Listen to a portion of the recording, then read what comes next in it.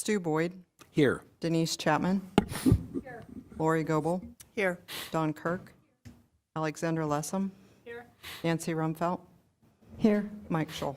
All right. Nancy, would you lead us in the Pledge of Allegiance? Pledge allegiance to the flag of the United States of America and to the republic for which it stands, one nation, under God, indivisible, with liberty and justice for all.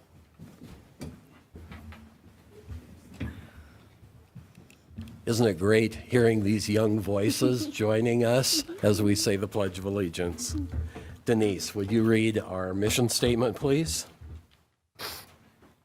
All right, mission, thank you. The Thompson School District will be a school district that empowers, challenges, and inspires students, faculty, staff, parents, school leaders, and community members to learn, achieve, and excel. All right. Thank you, Denise. We'll move now to agenda item 2.1, which is the adoption of the agenda for tonight's meeting.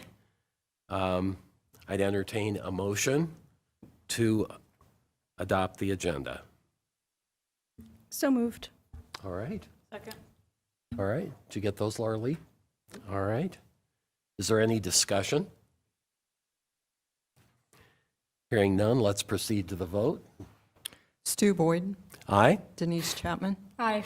Lori Goebel, Aye. Don Kirk, Aye. Alexandra Lessem, Aye. Nancy Rumfelt, Aye. Mike Scholl. All right, thank you. Next part of our meeting has to do with public participation. Agenda item 3.1 is a presentation from Mountain View High School, Bill Reed Middle School, and Garfield Elementary. So we're anxious to have you come up and share what it is that you're going to share with us.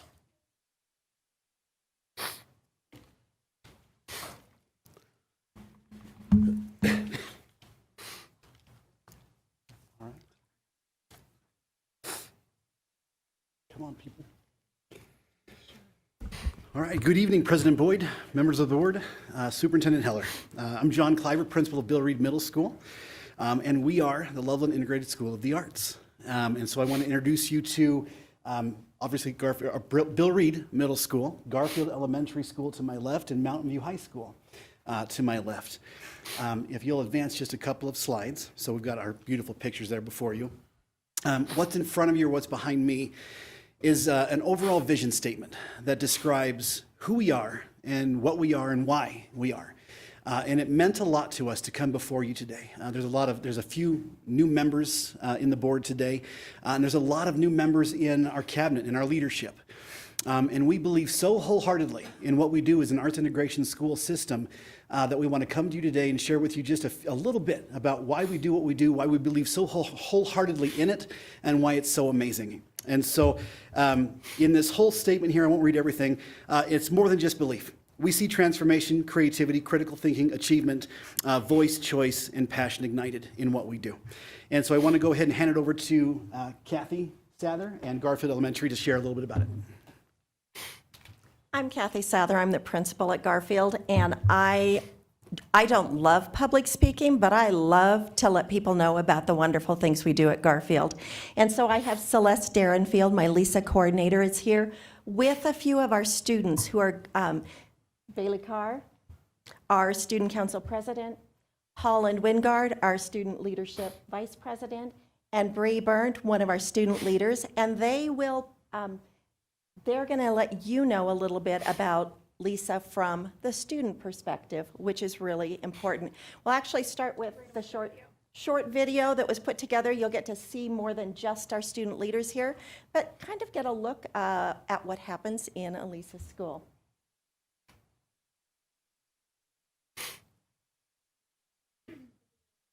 Oh, wait.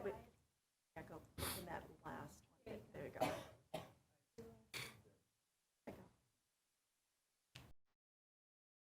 Integrate the arts.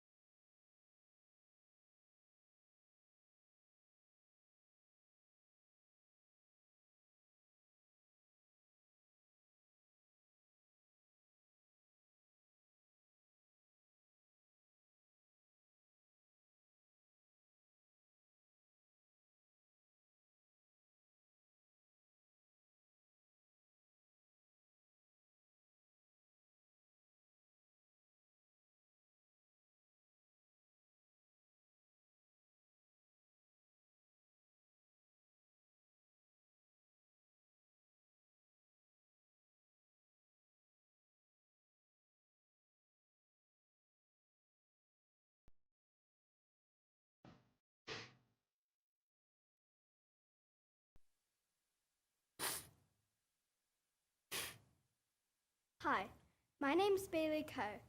I'm proud of the way we fundraise money for art. And one of the ways we fundraise money is by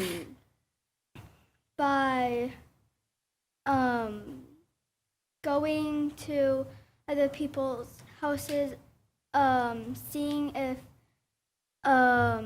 they want stuff, and my favorite project this year that we've did is a classroom community poster that told me all about my friend's culture. Thanks, Bailey. Hi, my name is Holland Wingard. I just love the way we tie art into everyday learning. I feel like it makes everyone more focused and wants to learn more about what we're learning and our project. One of my favorite projects this year was representing the 3 branches of government through an art poster. I did an elf on the shelf. The hat, face, and body were all branches of government, as in the legislative, executive, and judicial branch. I have the mantle as the voters because our teacher told us that the voters needs to be something like that ties the whole system together. Hi, my name is Bree Barrett, and I love all of the art that we do at school because it makes it more fun it makes people excited to go to art class and see what we are going to be creating. My favorite project was the transparency art that showed the internal and external structures of animals. Thank you. Hi. I'm Heather Hanks, and we're switching over to Bill Reed now. I guess you guys can see it up there. Our LISA program is every student, every teacher, every classroom. So Garfield, Bill Reed, and Mountain View, all very similar missions, but a little bit different. So our kids all day, every teacher. And I'm very quickly going to get to our students. I just wanted to highlight a couple of things that John, Gwen, and I had talked about. Can you go next slide? It was a lot for me to summarize. We do a lot. We did take 7 of our educators to the Art Educator Conference in Breckenridge in November. It was incredible. We got to share all the cool things that we're doing in our core classes, very well received. We do a lot of field trips. We get the kids out of the classroom. We go all over the place. Our proximity to downtown, we use our community partners, and it's been awesome. It's very cool. Next one. Again, it's a lot. This was hard for me to put into a couple of slides. We offer after-school arts academy in addition to everything that we do during the day. So kids get involved, whether sports, clubs, or LISA. We really encourage kids to get involved in middle school.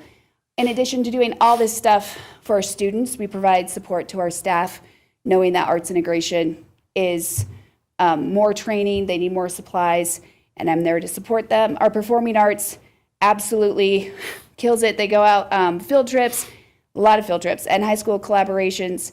We are the only middle school through the LISA program that has a full-time drama program, which is incredible. Most of that's added after school extra duty contracts. We actually have an in-building teacher, which is very cool. And we are also, myself and our GE teachers, working very hard to make sure we're getting our talented students identified in the visual arts.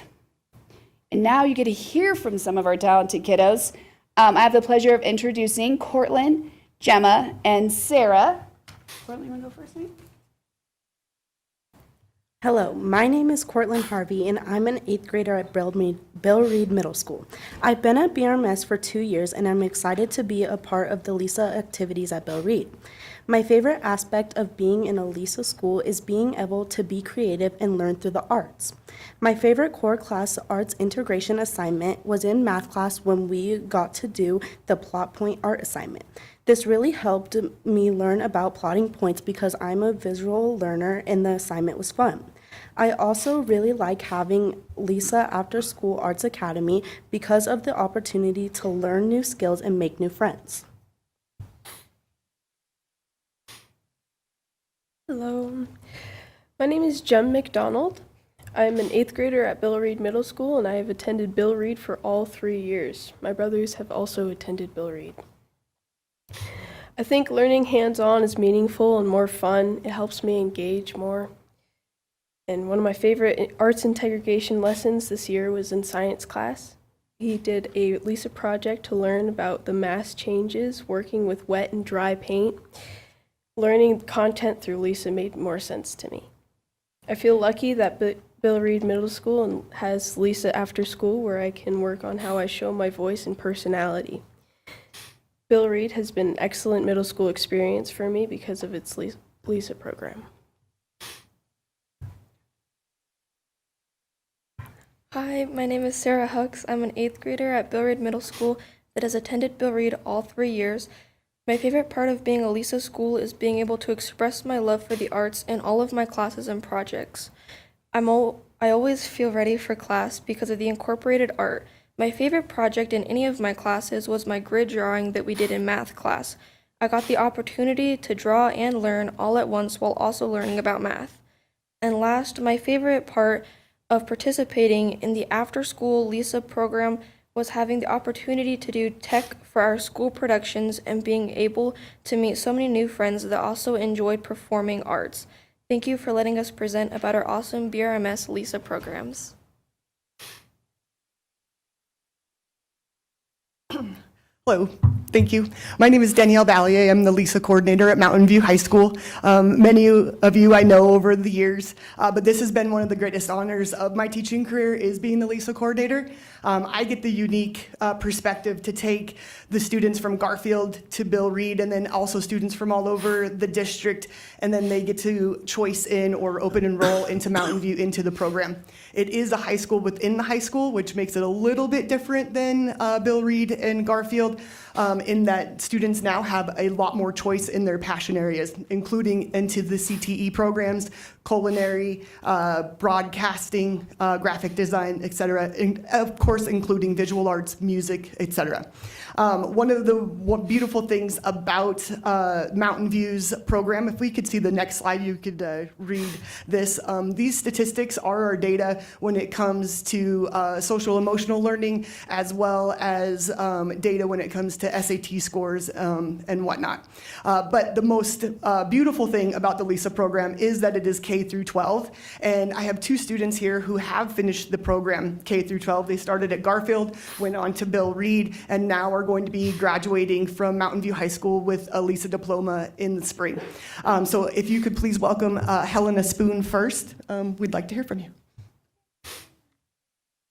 Hello, my name is Helena Spoon. I have been in the LISA program from kindergarten up until now, and it has been spectacular.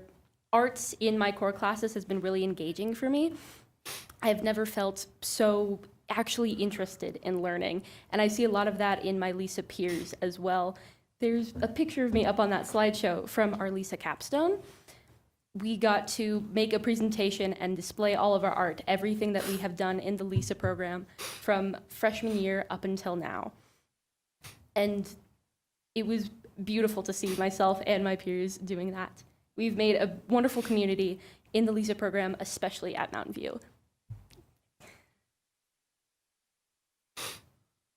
Hello, I'm Lucy Spoon. My photo is also up there from our capstone event up in the corner. I think that the LISA program, especially at the high school level at Mountain View, is the most motivating program in the entire school. That we have so many students who struggle wanting to go to school lots of the time, feeling like, why should they go to their classes? And I've never heard that among my LISA peers in our LISA classes. I've never had friends there who weren't excited to come to a LISA class or who didn't understand the applications for what we were doing in a LISA class. And our LISA programs have pushed our art so much. Our whole school, we have a giant art show in the fall at the end of every year. Our theater shows are huge, and we advertise so much. And our capstone event for our LISA seniors this year, us included, we got to show off basically everything that us students in the LISA program were passionate about, and we got to share it with our community, our families, our peers, our teachers in the classroom. It was wonderful.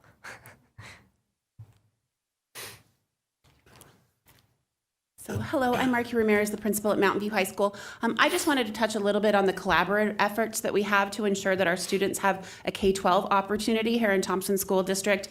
Not only do we send our teachers to arts conferences so that they can get new ideas and bring that back to the district as a whole, this year we also did some collaborative activities. All of our students were participating on Pastels in the 5th as a K-12 system. We marched in the Corn Roast Festival Parade, and then recently Mountain View High School added an additional Day of the Arts. This year we did one in the fall as a Day of the Performing Arts, which we invited students from our K-12 program as well as additional students to experience what it's like to have that LISA experience. So thank you very much.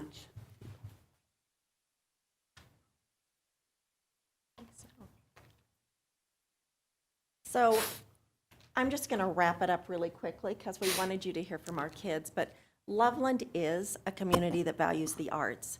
And it draws students and families into our district as well as into our schools. But it is who Loveland is. So it's really important that we continue to support that. We see the power of family partnerships, the engagement, and what happens when you can partner with parents from the earliest age and their kids all the way through, not just for academics, but for the whole child. Parents really want us to see their whole child.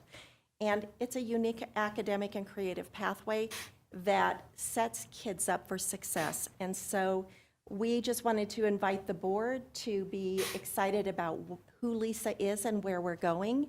And feel free to come in, see it in action. It's really hard in a brief moment to get a sense of what it looks like and how it changes the lives of kids on a daily basis. So thank you for your time. And just know that we love our LISA program and we want you to love it as well. Thank you. All right.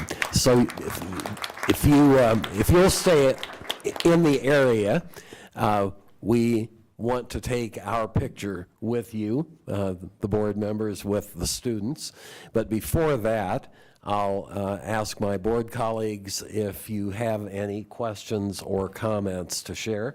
And Lori, we'll start down at this end. Thank you. I just wanted to commend each one of the speakers, especially the students from Garfield, because I know how challenging it can be. And just want to commend you each for your poise and the opportunity that you had to share your hearts with us. Thank you. Okay. Mike, question or comment? No question, just a comment. I just wanted to thank you for coming. I really do appreciate it.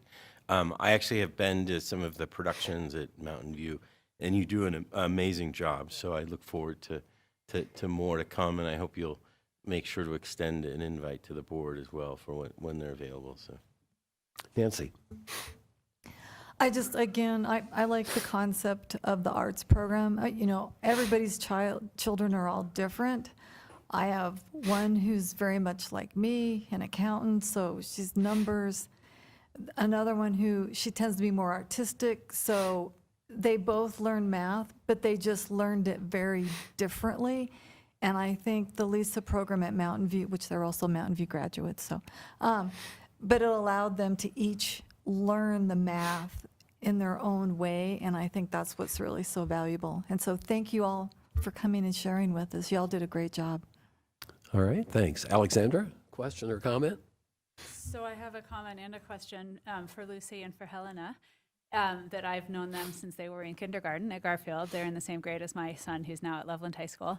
And so I think it's pretty cool to see the whole circle and see you guys continuing on this path is awesome. And so my question for you is, are you planning to continue with arts stuff in college when you graduate in May? If you can, so we can hear you. Thank you. Sorry to put you on the spot, but you can handle it. My personal plan is to pursue general education before I decide first, but through the LISA program in high school, we do several field trips every year. And this year we've got to do some wonderful ones up to the Denver Center for Performing Arts. And that has been the most inspiring possible career path onward for me, because I love the technical theater arts, and we got to witness one of their technical rehearsals and then the show afterward, and it was so inspiring. And we got to see their whole their setup, their costumes, their closet where they make all of the props. It was wonderful, and I really wanted to go talk to the people who work there, see how I can get into there. I have a somewhat similar plan, though I am considering pursuing either culinary arts or visual arts, because that is a lot of what my passion area is right now, especially at Mountain View. Thank you. All right, thank you. Denise, question or comment?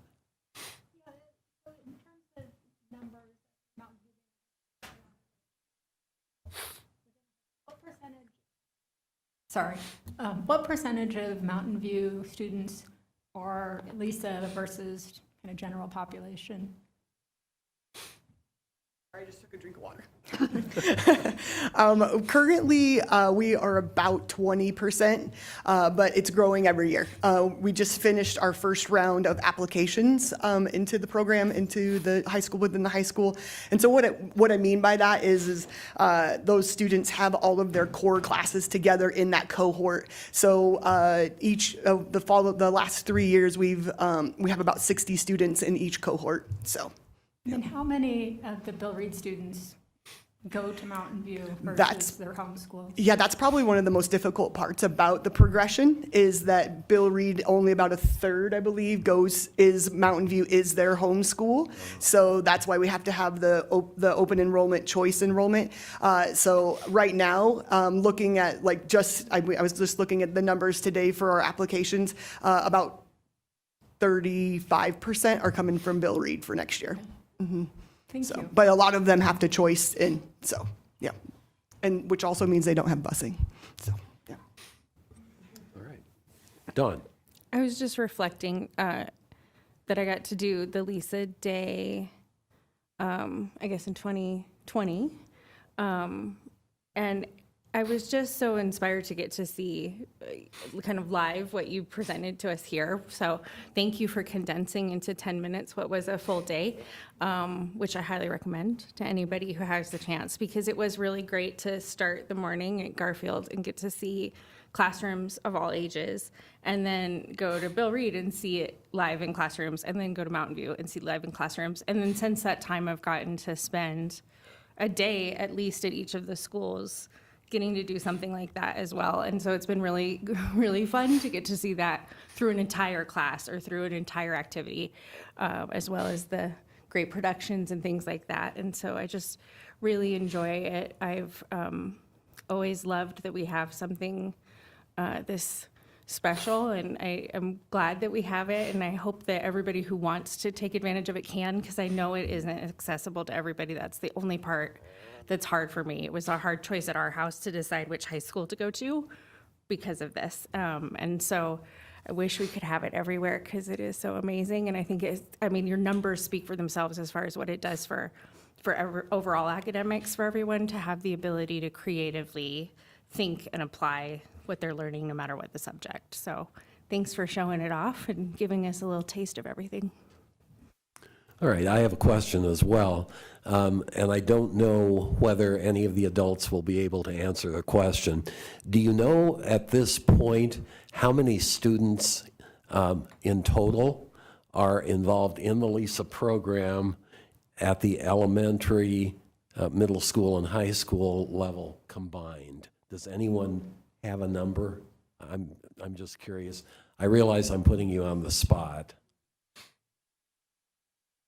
Quick math. Okay. Just quick math, and we're probably looking at close to over 900 students in total. How many? 900.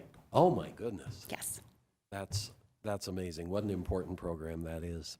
All right. So students, if you'll come back up, the board would like to take a picture with you.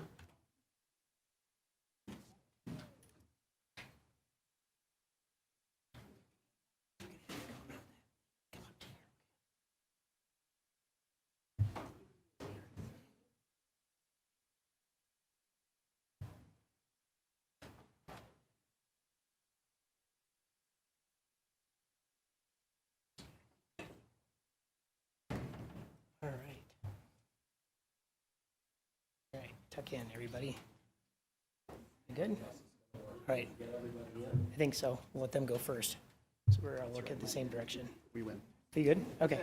All right. Look right here for me. On 3. 1, 2, 3. Cool. Thank you.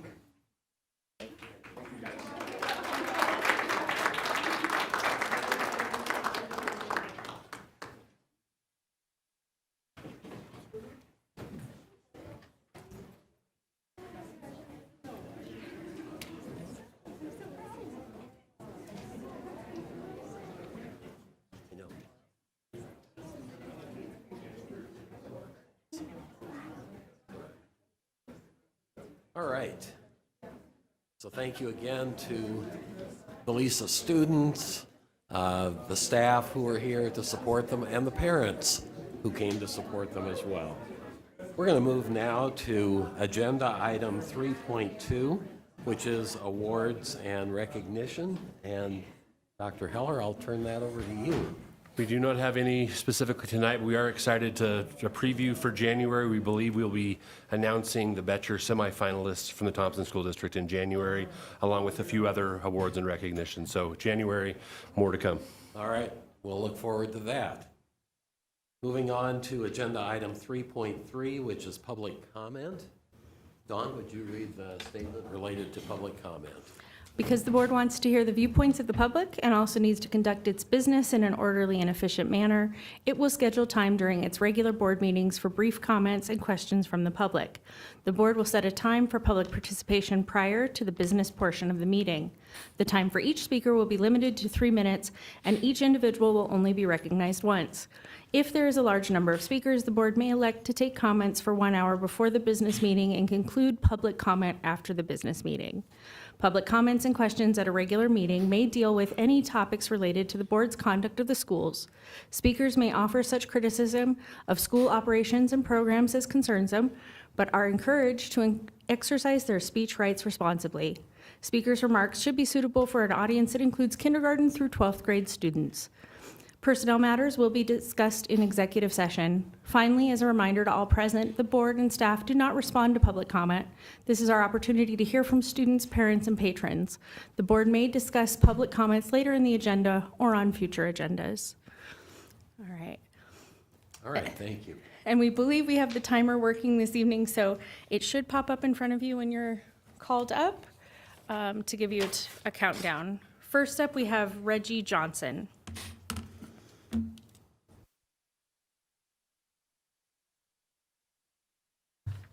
So the timer's on here. Okay. My name is Reggie Johnson. My pronouns are she, her. I'm the president of PFLAG Fort Collins, Northern Colorado, whose mission is to create a caring, just, and affirming world for LGBTQ people and those who love them. And that's why I'm here today. We've been trying to solicit volunteers to speak on behalf of transgender students at the TSD board meeting since the beginning of the school year. We have encountered reluctance, sometimes due to fear of speaking out during these turbulent times, but also because, although they are Loveland residents, their students do not attend Thompson schools. They either go to Poudre School District or have chosen to attend online. Why is this? Although TSD has great gender-related policies, the execution of these policies is lacking in way too many instances. We are grateful for the teachers, staff, and board members who support the gender policies. However, we believe that there must be accountability for those who do not enforce them. That accountability needs to start right here at the school board level. I attended the September 17th school board meeting where Nancy Rumfeld was allowed to use the time allotted for committee reports not to report on her committees, but rather to take advantage of her position on the board to espouse her personal views, including comments on the Charlie Kirk assassination. I was not surprised when she said her committees had not yet met like everyone else's, but I was appalled that the board did not cut her off when she had nothing to report and began to provide comments on the current political climate. I followed up with an email to then President Cruz and Dr. Heller. I received a reply from Madam Cruz with ineffective comments regarding some unspecified board policies. When I asked for specifics, I received no response.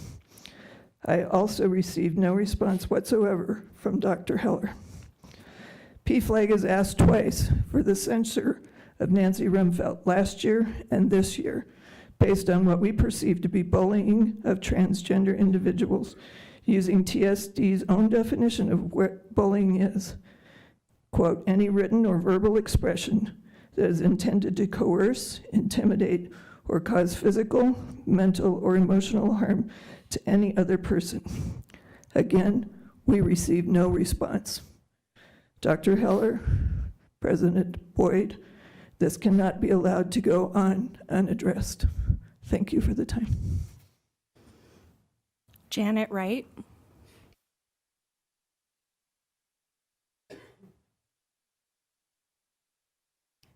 Hi. Good evening. I'm going to try to read this. I couldn't get my printer to size.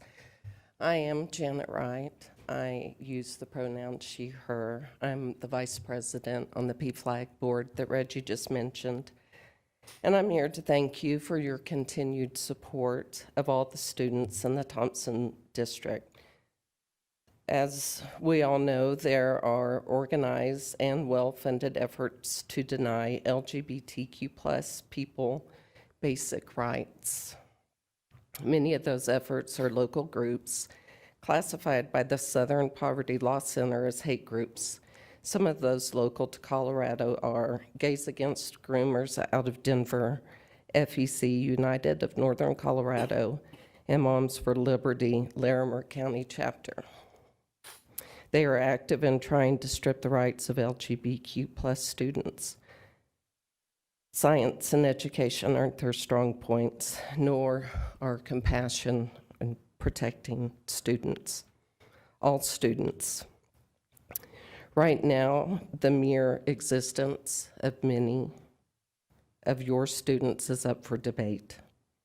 Debated by the same people who want government out of their lives and parental rights in place, yet the same people who ignore the experts and revel in rhetoric and propaganda.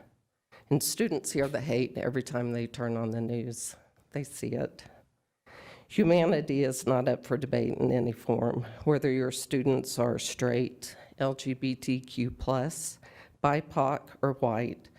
All deserve equal treatment under the law of this country, the law of the state, and of the truth that we are all here on the same planet, just trying to exist. So, thank you for your time to speak, and again for your support of a marginalized community, but you can do more. This is not the time for apathy. It's time for action. It's time to stand up. Lives depend on it. And I'll end with a quote from playwright Tennessee Williams. Has it ever struck you that life is all memory, except for the one present moment that goes by you so quick you hardly catch it? Life is fleeting. Take a stand.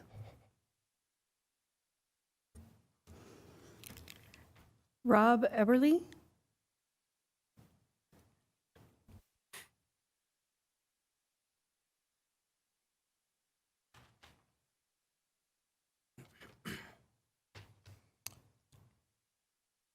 Good evening, Board President Boyd, members of the board, Dr. Heller, and the cabinet.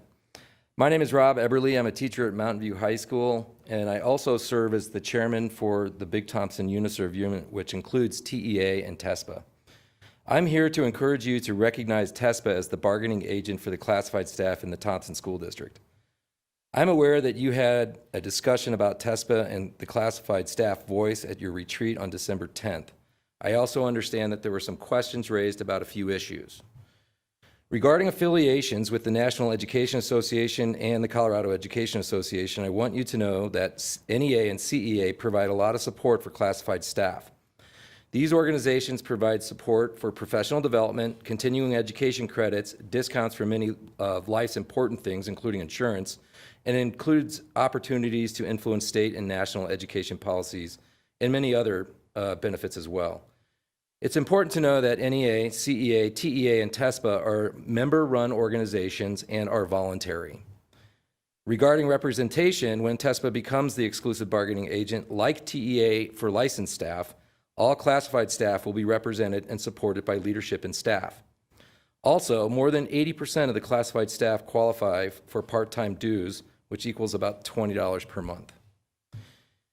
It was mentioned that TESPA's membership is about 19% at this time, and given that over 650 classified staff signed petitions asking TESPA to be their representative and representative voice in May, more than 60% of the classified staff, to assume 19% membership is representative of the interest in TESPA would be wrong.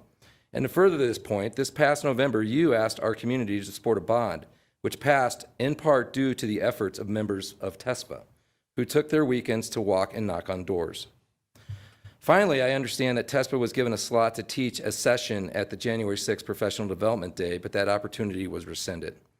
I think that this is unfair to deny classified staff the chance to learn more about this option, as it is currently available to all classified staff regardless. I hope that this class is reinstated.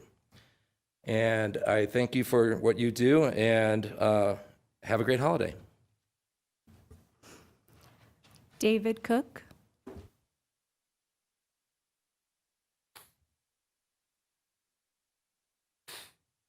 Hello, my name is David Cook. I'm from Loveland, Colorado. I'm also the Colorado Chairman for the Center for Government Accountability.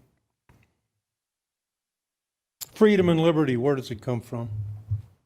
America, the United States of, is built around those rights for people, is it not? Freedom and liberty? But where does the freedom and liberty come from, and how is it presented to our people generation after generation? It's absolutely essential to our survival as a nation and our way of life.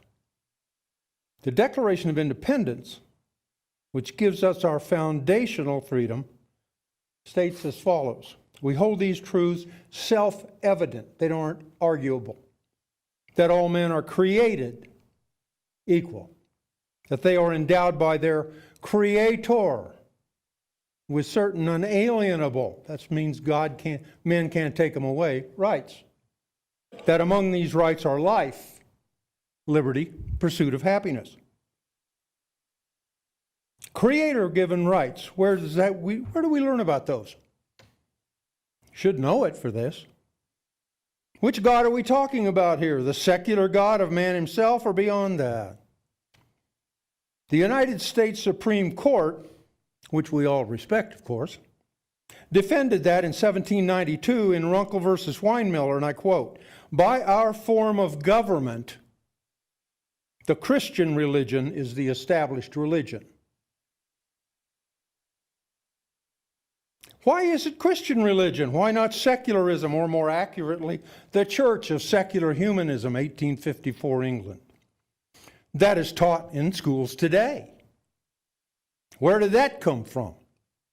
The reason is because real freedom and liberty relies on internal controls of honesty, integrity, fair dealing, putting the needs of others above ourselves in order to be successful. Secularism does not. The federal law on education, established in 1792, specifically because of that statement by the Supreme Court, requires of states, including Colorado, and agreed to by them, it states, quote, "religion, morality, and knowledge being necessary to good government and the happiness of mankind, schools and the means of instruction shall forever be encouraged." Doesn't say anything there about anything else.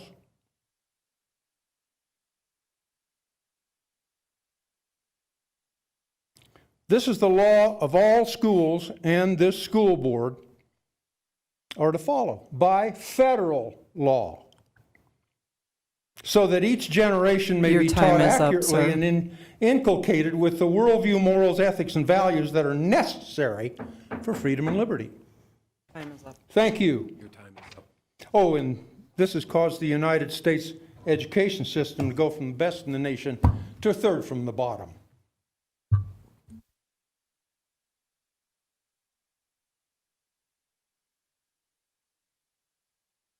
that it, Don? Okay. Are there any call-ins? Good evening. My name is Elizabeth Newton, Fort Collins, taxpayer and grandmother of 3 TSD students. My email is eanewton2013@gmail.com.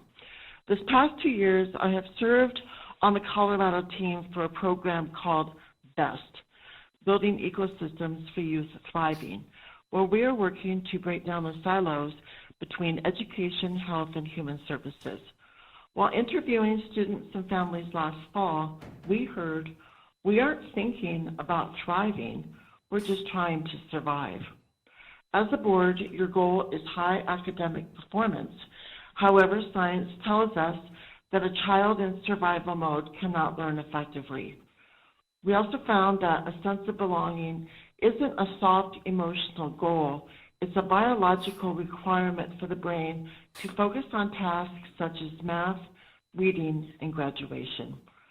I know there has been public debate among this board regarding whether teacher unions, bonds, and free lunch programs are necessary or simply political extras. But our research and the message you heard from CASB's own speaker, Hamish Brewer, is clear. Poverty is not a learning disability, and relationship building is paramount for all students, which in turn creates a sense of belonging. When we oppose free lunches, we are asking hungry kids to compete with well-fed ones. When we oppose bonds, we tell students they aren't worth a modern, safe building. When we oppose the rights of teachers to organize, we create an unstable culture that makes it impossible for educators to build the long-term relationships kids need to succeed. You have the responsibility to set a culture of belonging. That means supporting the policies that honor our staff and students, protecting transgender rights so every student feels safe at their desk, supporting universal meals so no child is shamed by hunger, and respecting teacher unions as partners in stability. I'm asking this board to move past the rhetoric that treats basic student and teacher supports as optional. If you want our students to do more than just survive the school day, you must support the foundation they stand on. When you choose equity and respect, you aren't just passing a rule, you are finally giving our kids the chance to thrive. If anyone is interested in the BEST initiative, please feel free to contact me at eanewton2013@gmail.com. Thank you. That was the only call-in. All right, thank you. We'll move then to the next section of our business meeting, which are reports, beginning with 4.1, the superintendent's report. Thank you very much. I have a handful of updates to provide to the board. This past Saturday, the 13th annual Thompson School District Science Fair brought 86 student scientists together at Walt Clark Middle School. 55 volunteer judges made up of TSD students, staff, and community members interviewed and evaluated each project, assessing scientific understanding, creativity, data analysis, and communication skills. Thank you to our judges and the TVHS National Science Honor Society for all of their support. On December 11th, we hosted our second Thompson Leadership Academy session at Trescott Elementary School. The group learned about some of the instructional programs within the district and also took a tour of the school's dual language immersion program. The Academy is a unique 7-month program designed to connect community members with the important work and service of the district. Through monthly sessions, participants gain an inside look at the district's educational programs, daily operations, funding models, and more. Last week, all of us had the opportunity to attend CASB's Colorado Association of School Boards Conference. This event provides a valuable opportunity, I think we would all agree, for all of us to learn, collaborate, and share ideas, not only with ourselves as a team, but with districts across the state. Additionally, 8 of our TSD students participated in the Student Leadership Academy at CASB, where they engaged with fellow student leaders from across Colorado. One of our students, Trevor Leidig, also served as part of the planning committee for that event. The TSD students joined our staff and board member group for a final breakfast on Saturday, as you know. And each of them, I can say, represented TSD with excellence in the conversations that they brought to the table. I couldn't be more proud of the work that they all accomplished during that time. I also have to thank Tia Rue, and Andrew Dutch for chaperoning our students. It is a significant feat to bring those kids down and keep their energy contained, but they did a very nice job, and I really thank them for their help with that. Finally, these past couple weeks, as you know, our schools have been hosting a variety of seasonal events on campuses, including concerts, food drives, crafting activities, and other items. These activities not only bring the school communities together, but they also provide an opportunity for our students and our staff to give back to the TSD community. We hope everyone has a wonderful holiday season. That's it. All right, thank you. Item 4.2 are board reports. I ask the board to share with each other and with you who are present here and those who are viewing from home an idea, experience, or significant moment from the CASB convention that Dr. Heller referred to. So I think this time we'll start down at this end. Dawn, would you like to share an idea, experience, or significant moment that you brought home from CASB? So I will say the highlight was meeting the students. They had a lot to share and a lot of really great perspectives. There were two that I sat with I probably could sit with all day because they have a lot to tell me that I really want to hear. I'm sure the others did too. I just didn't have enough time to meet with all of them that much. But the, I think, most insightful thing that I got to participate in was the session on human trafficking. And there is an organization who is presenting who supports districts not only with education but also with kind of a where are you at, so that we build from what you have and what your strengths are, to really just help bolster things from policy to practice to PD to student education, and address some of the challenges that exist in every community that we don't even know exist, because this is a largely invisible problem that we think is a different problem entirely. So I thought that was really eye-opening to get a glimpse into some of the challenges our students are facing. Denise. I was struck as I sat through, many sessions, and there are 3 keynote and addresses, that the theme that just kept playing over and over through each of these moments was the importance of that connection between students and their teachers, the staff, all, and having that sense of belonging and meaning from the relationships. And they were taught in wildly different ways, from the most energetic speaker that I may have ever seen to others that were more academic in their approaches. But the notion that we owe it to our kids to find these connecting points, to provide the services so that they can compete, or they can do the work with kids that may have a better setup at home. It was really powerful. But, and obviously, lots of different ways to implement that and address it, but really the heart for kids and wanting to make sure they each have the opportunity to learn and grow was over and over repeated during the conference. Thank you. Alexandra? So I'll build a little bit on what Denise said, and I think another recurring theme was the importance of including the families in their kids' education. And there were a couple of speakers talking about that also, and that we're not just educating the kids, we're educating the family to some degree. They're not coming to class, but I think there was a lot of that, and how do we truly do it in a way that's meaningful for the student, for the family, and that actually boosts the student success in the school.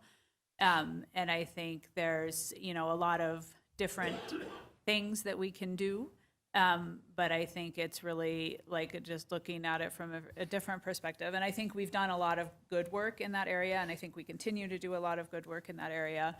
But I think there's always room for improvement. And so that was sort of another interesting theme that came up just in my conversations with people from other boards related to that, is that it's always interesting to me to go down there and talk with people from districts in Denver that have, thousands to hundreds of thousands of kids, to districts out on the plains who their district may have 50 kids. And regardless of the size of the district, everybody had the same problem, is that when you host an event, it's the same parents who always show up. Whatever your pool is to draw from, there's always a limited number that actually come. And so I think it's important for all of us to look at that and look at how do we change things, and how do we work in that area. So that, I think, was interesting. All right, thank you. I'll wrap up. So Nancy, go ahead. CASB is an enjoyable time, and you do get to meet a lot of different people. And so I do appreciate President Boyd's suggestion for our individual board reports of what we might want to consider talking about. So for me, the big takeaway I kept hearing during CASB was to meet this, not just the students, but to meet the families and the communities where they're at. Not where we're at, not where we want them to be, but where they are actually at. And Dr. Constantine's keynote speech was so engaging and so motivating that I don't normally buy books, but when it was over, I went out and bought his book. And so that's my next book to read. But the biggest thing was, we always talk about our policy, that we pass policies, and what we do here is always data-driven, always. And he challenged us all to stop thinking of family engagement as a series of events. He said, honestly, step back and look at how many pizza math nights that you hold. What was the real impact on scores? What was the real data-driven impact? And so it's a process. Family engagement is a continuous process, which was the biggest takeaway I took from him. And he made this one statement that I wrote in my notes, which was, if there was a way for teachers to have students learn and become proficient and achieve without involving families, they would have already done that. It would already exist. So we need the families, and we need to understand that they do see their kids' education as a priority, and they do want to help, but we need to do a better job of telling them what do we need from them to do, and it may require doing a phone call every day and telling them we're studying. His example was operations of order, leaving a message, and so then the parents would every day, so what's the order of operations? I hear you're learning that. What do you know? What's the order? And so tell them what we need. And I'll just close with, he just left it at, don't just think differently, but do differently. And that, the family engagement piece was by far the biggest takeaway I took from CASB. Thank you, Nancy. Mike? So, as a kind of new member of the board, I followed on the track, kind of the new member track, and I went to the finance one, and I was so confused I took it a second time.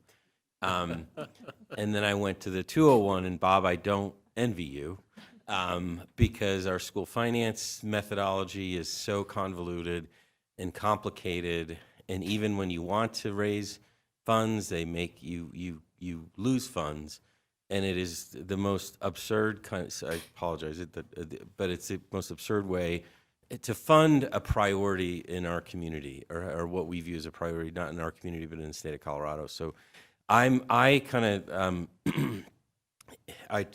would say enjoyed learning about that, but it was a little bit frustrating.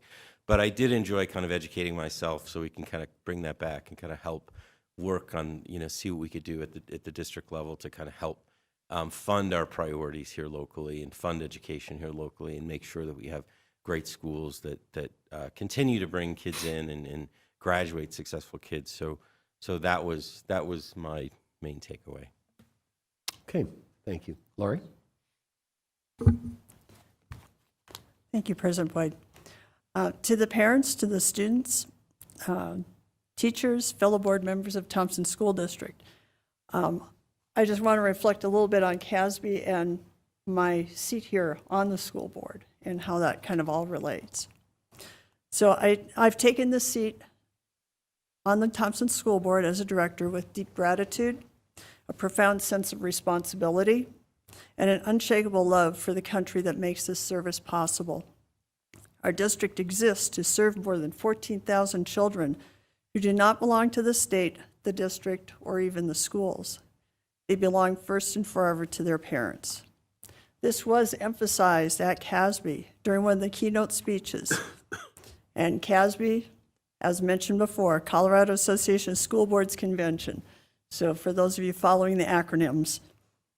But Dr. Steve Constantino spoke about family engagement, and that, to quote, engagement of families is directly correlated to student success.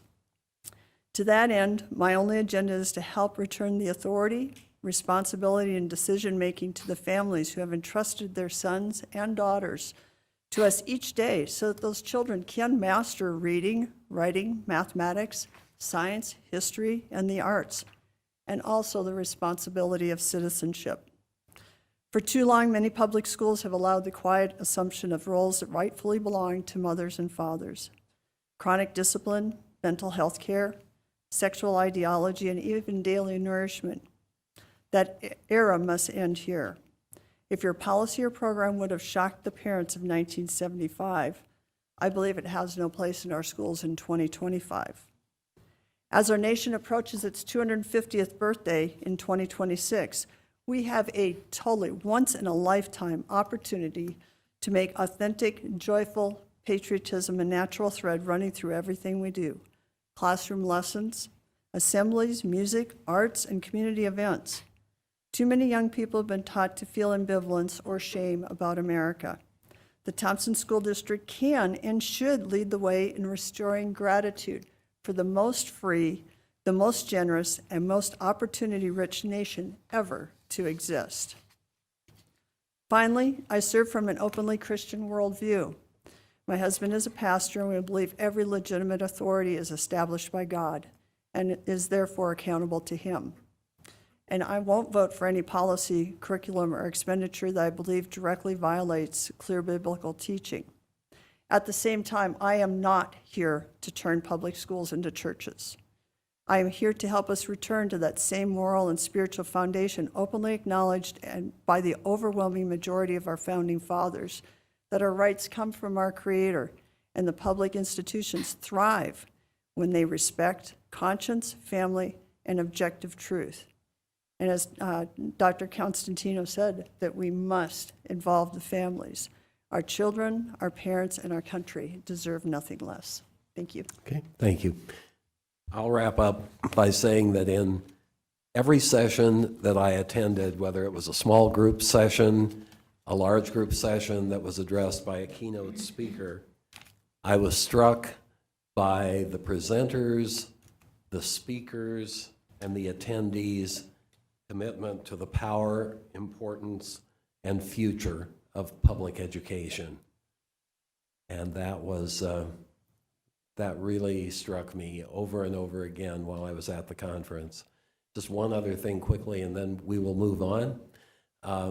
There are folks in the community who probably don't know that we're not paid as school board members. And so when we go to CASB, this is our one professional development opportunity during the year for us to meet with school board members from other places, to become inspired, to learn, etc. And it's 3 days of lots of sessions and meetings and conversations among those of us on our own board and meeting people from other districts as well. So that's what we did last week. We spent some time together learning and becoming inspired, and hopefully bringing back ideas that we can use to make the Thompson School District the best school district in Colorado, perhaps in the nation, and that's what we will attempt to do. So thank you, board members, for the variety of experiences and memorable moments that you brought. We're going to move now to section 5 on the agenda, which is action consent items. I will first read the items that are part of action consent, and then we'll talk a little bit about where we go from there. So 5.1 is approval of minutes for November 19th, 2025. 5.2, approval of minutes for special meeting, December 3rd of 2025. 5.3, approval of minutes for study session, December 3rd, 2025. 5.4, approval of minutes for retreat, December 10th, 2025. 5.5, approval of minutes for special meeting, December 10th, 2025.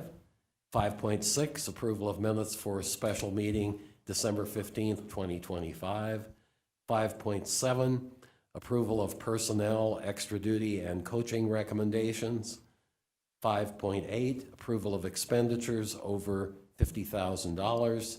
And 5.9, approval of 2025 bond project budgets. Board members, do you have any questions about any of the 9 items that are part of the action consent? Yes. I would like to actually pull 5.1 and 5.9. And if we could place 5.9 before 6.2, I believe that would be a more appropriate place. All right. So you said, Lori, that you'd like to pull 5.1 and 5.9. Correct. And then Dr. Heller, will those go to becoming discussion action items? Yes. All right. Let's go ahead and vote for the other items that Lori has asked not to be pulled. So those in your list that are numbered 5.2, 0.3, 0.4, 0.5, 0.6, 0.7, and 0.8. So moved. I'd like a motion to approve and accept those parts of the agenda. So moved. All right. Get that, Laura Lee? Yes? Okay. Any further discussion? All right. Would you call the roll, please? Stu Boyd, Aye. Denise Chapman, Aye. Lori Goebel, Aye. Don Kirk, Aye. Alexandra Lessem, Aye. Nancy Rumfelt, Aye. Mike Scholl. Aye. All right. So that motion passes unanimously. So we'll move now to discussion action items. And the first discussion action item will become the agenda item that was 5.1, and it will now become 6.1 of the discussion action items. So Lori, you're the one who asked that we pull it and move it, so you're on. The reason I pulled that is because I was not a member of the board at that time, so I'd like to abstain from that particular vote. Okay. All right, Dr. Heller. This is a place where you can help your new board president. So how do we negotiate that? Certainly, as new board members, they can't abstain from voting, I believe, on that item since they were not members of the board. I believe is that, or is it all technically they just don't vote? Usually you can abstain if it's a conflict of interest. Do you feel like that's a conflict of interest? Not a conflict of interest, but just as I was not seated on the board at that time, so I just wanted to get clarification on that before actually voting on it. Oh, great.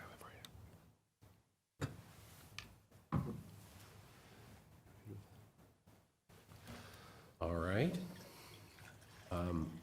Lori, are you okay then to, based on that explanation, are you all right to vote on that, or do you still wish to abstain? I was here for the meeting, so I will vote on it, but I just didn't know what I wanted to make sure Okay. we were doing it properly. Yeah. All right. So that was 6.1 and 6.2. We still need to vote on We it. need to vote on 6.1. That's right. I'll- All right, let's go ahead and vote on 6.1. I'll make the motion. I'll move to approve 6.1. Second. All right. Is there any further discussion? Okay, Laura Lee, would you call the roll? Sure. Stu Boyd, Aye. Denise Chapman, Aye. Lori Goble, Aye. Don Kirk, Aye. Alexander Lessem, Aye. Nancy Rumfelt, Aye. Mike Scholl. Aye. All right. Now, item 5.9 from the action consent agenda becomes 6.2 in discussion action. And so, Lori, what would you like to say about that one? The reason I pulled that particular item is that I saw that there was a money allocated to Mary Blair of $275,000. And I believe that that should be reallocated elsewhere. And my preference would be for that to go under the ADA priority projects as we are allocating that, which would make that line item $2,775,000. All right. Anyone else want to comment on that? I would if I could. Until the building is out of our hands, we are still stewards of the building, and therefore we must maintain it. We must do that. Many of our buildings, the average age of our buildings is almost 60 years old now. Mary Blair is certainly one of them that is around that age. And so there are things that need to be done to maintain it. Even if the intention is to sell it at some point or use it for another purpose, it is still it's a taxpayer asset, and it is our responsibility to make sure that it works. And that includes doing things like ADA upgrades at that facility as well as all of our others. So I just think this is silly, to be honest. All right. Can I ask Todd to talk to us a little bit about what that $275,000 is for? Yes, good evening, Mr. President, Board of Education, Dr. Heller, Todd Piccone, Assistant Superintendent of Operations. Yeah, what that's for is, there's two items really. One is the parking lot.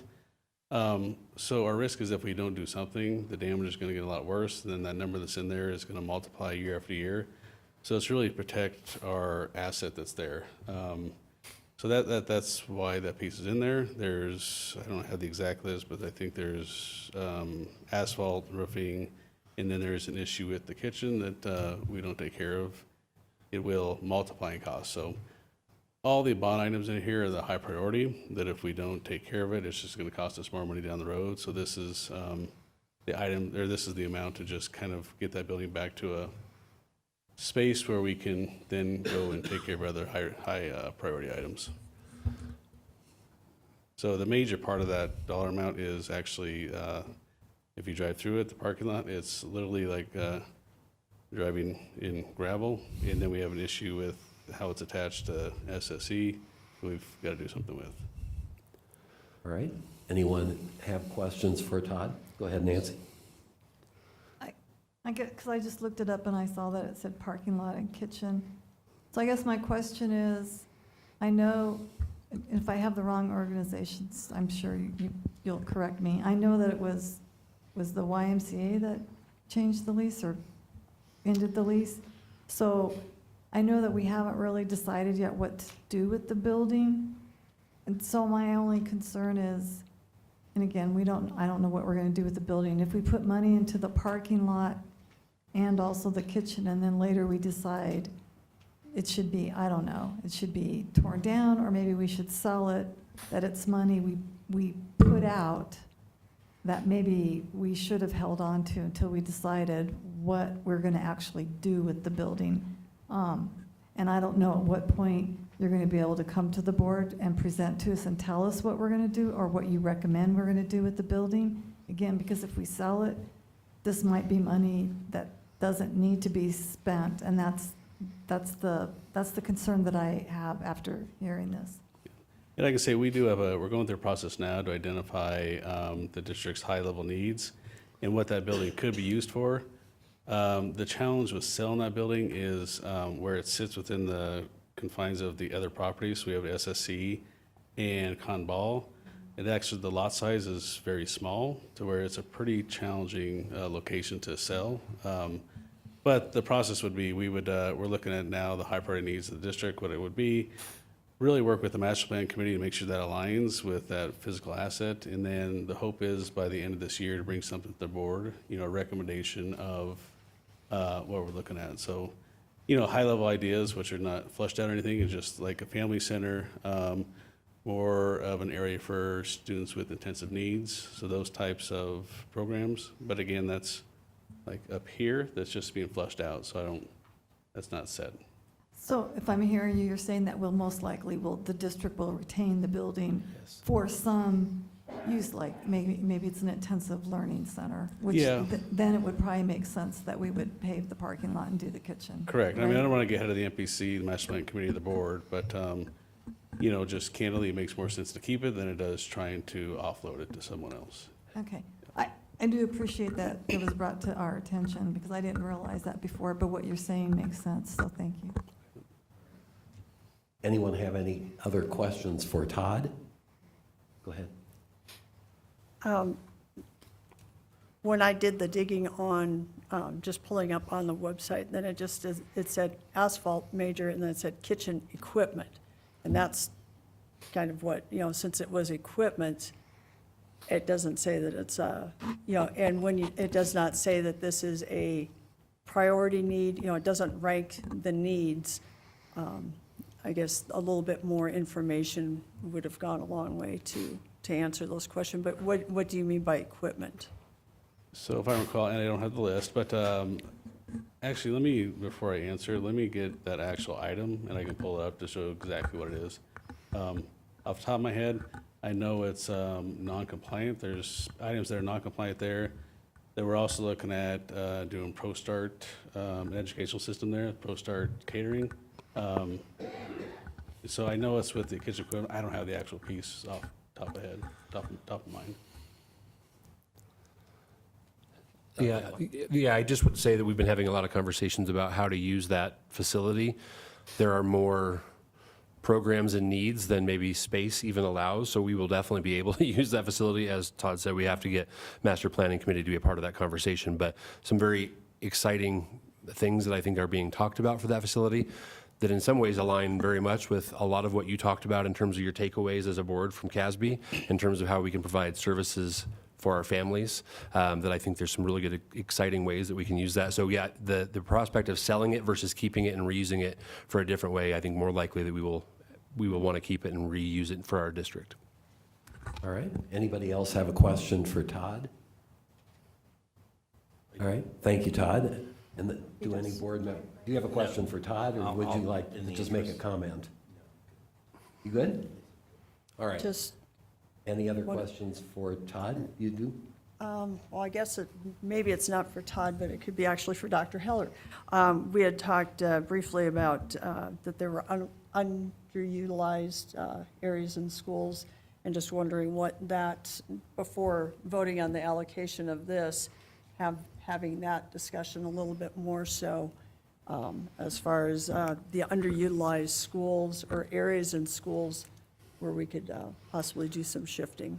Yeah, and again, that's a big component of what Master Planning Committee does, is looking at enrollment projections with the size of our schools, where there's areas where we need to be considering any potential changes to programming, those sorts of things. One of the challenges with some of the things we're talking about with the Mary Blair property is a way to make a place that's very easily accessible to all families without having to go to to a specific school, even if your child does not attend there, to have a place that's really universal for all families in the district. So that's one of the reasons Mary Blair is being looked at in that capacity. But yes, master planning is looking at all the things, including underutilized buildings and buildings that are lower in the enrollment, just to talk about what our future for Thompson School District is. Mike, go ahead. I just have a quick question for Todd. So I do recall you mentioning that there's what is the figure, the amount of money that we need to kind of bring the buildings up to, it's 700 million? So when you look at growth, educational enhancements, and also critical maintenance needs, yeah, it's 734 million-ish. And the average age of our building, and I looked in our audits, 49 years. Right. And that 275,000 represents 0.2% of the 99 million. So I'm just having you check my math, because the other thing I would say, and it's not really a question but a comment, and I've tried not to bleed my professional life over into this world, but I work with communities all over kind of Colorado and Wyoming looking at how to repurpose public facilities. And big communities, small communities all over. And one of the biggest issues, the biggest challenges, is getting a building back up to speed, to a level of occupancy after you've stopped maintaining it. And I think that's, to me, your explanation makes perfect sense for the parking lot, especially with the kitchen. I know kitchens, because when the moment you kind of turn the lights off and walk out, that building starts falling apart. And that's the reality, especially in our climate. Wyoming, it's 10 times worse. So just thank God we're not there. But so I understand. I understand kind of why it's in there, and kind of given that it represents. So I have no problem supporting the budget. All right. Thank you.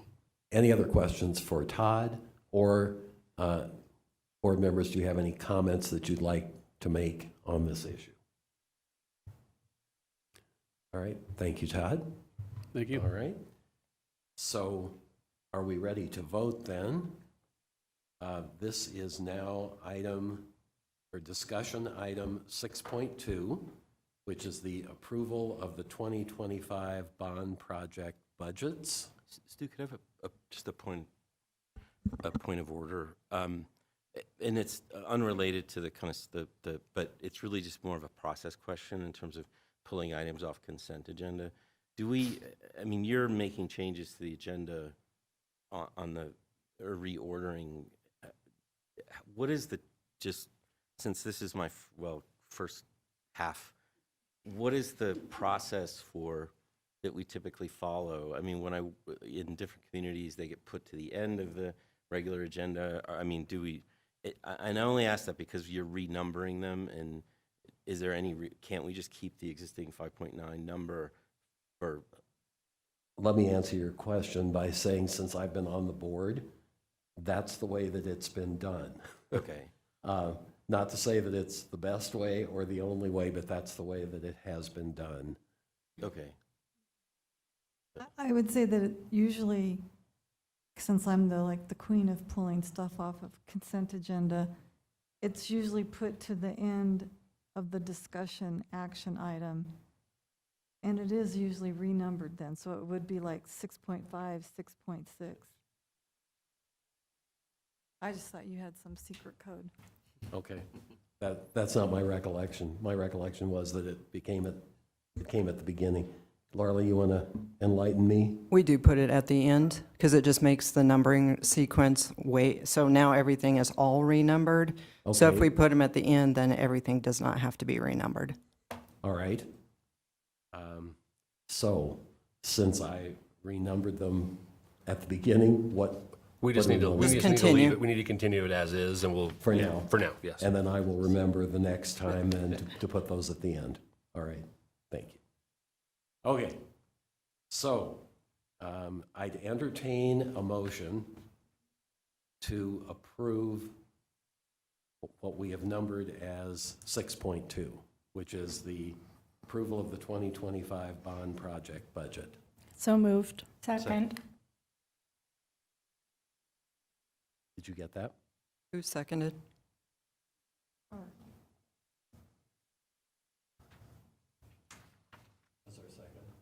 Okay, so the motion by Dawn, right? Second from Denise. All right. Is there any further discussion? I just want to say thank you, President Boyd, for allowing that discussion and the clarification on those items. I appreciate it. Of course. Any other discussion? Laura Lee? I was just going to say, the explanation helped me understand, so I appreciate it. Okay, good. That's what we want to have happen. We want to understand what we're voting on, right? Laura Lee, would you call the roll, please? Stu Boyd. Aye. Denise Chapman. Aye. Lori Goebel. Aye. Don Kirk. Aye. Alexander Lessem. Aye. Nancy Rumfeld. Aye. Mike Scholl. Aye. All right. The motion carries unanimously. So we're going to move now to the item that was numbered as 6.1. It's now 6.3, which is the approval of Curriculum Improvement Council new course proposals. Would someone from the staff please review the recommendations for us?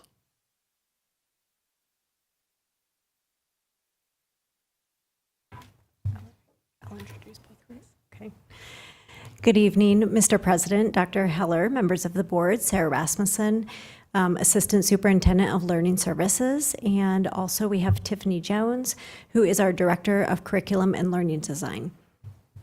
Good evening, President Boyd, members of the board, and Dr. Heller. Tiffany Jones, Director of Curriculum and Learning. So we have supplied you with information that you asked at our study session. We also put together a chart that Laura Lee has up on your screen right here. What we're looking for tonight is either the board can approve or deny CIC's recommendations for these courses that are here. What I also want to remind everybody is when we need more information, that does not mean this is off the table forever. We know that we could bring that course back next year after the teacher has really refined that, and then that would be presented to CIC. We did have the one that was denied, but really in front of you, you're looking at what the CIC committee is putting for either your approval or your denial. All right. Any questions for Tiffany? Well, I don't have a question, I have a comment. So is that... Okay. Comment is fine too. So the question I had was, it specifically relates to History 1400. It was brought to our attention in a study session. We asked, the question that was posed was, what is your appetite or what is your desire to take this course? It wasn't what information or more information was needed. And we had asked, I had asked, and I know the president asked for the policies and if we could have the syllabus and I think after reviewing that and after looking at that, I would like to move to include that as approved as that course. And I say that for a couple of reasons. One is I think it's important, it's an opportunity to give kids college credit, I think, for one thing. It's a really interesting course.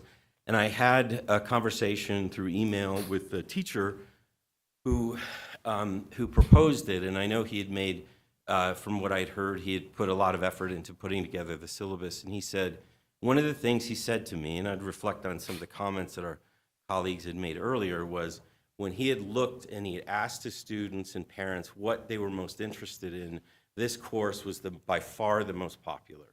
Overwhelmingly, he said, overwhelmingly the most popular choice by both the students and the parents. And this class, because it's a college credit class, is, it's offered, I think, partially through, to my understanding, the gifted and talented students, the students that are college bound, and provides opportunity to earn college credit. And so I looked, so I feel like that, when asked that question, I think it deserves to be approved.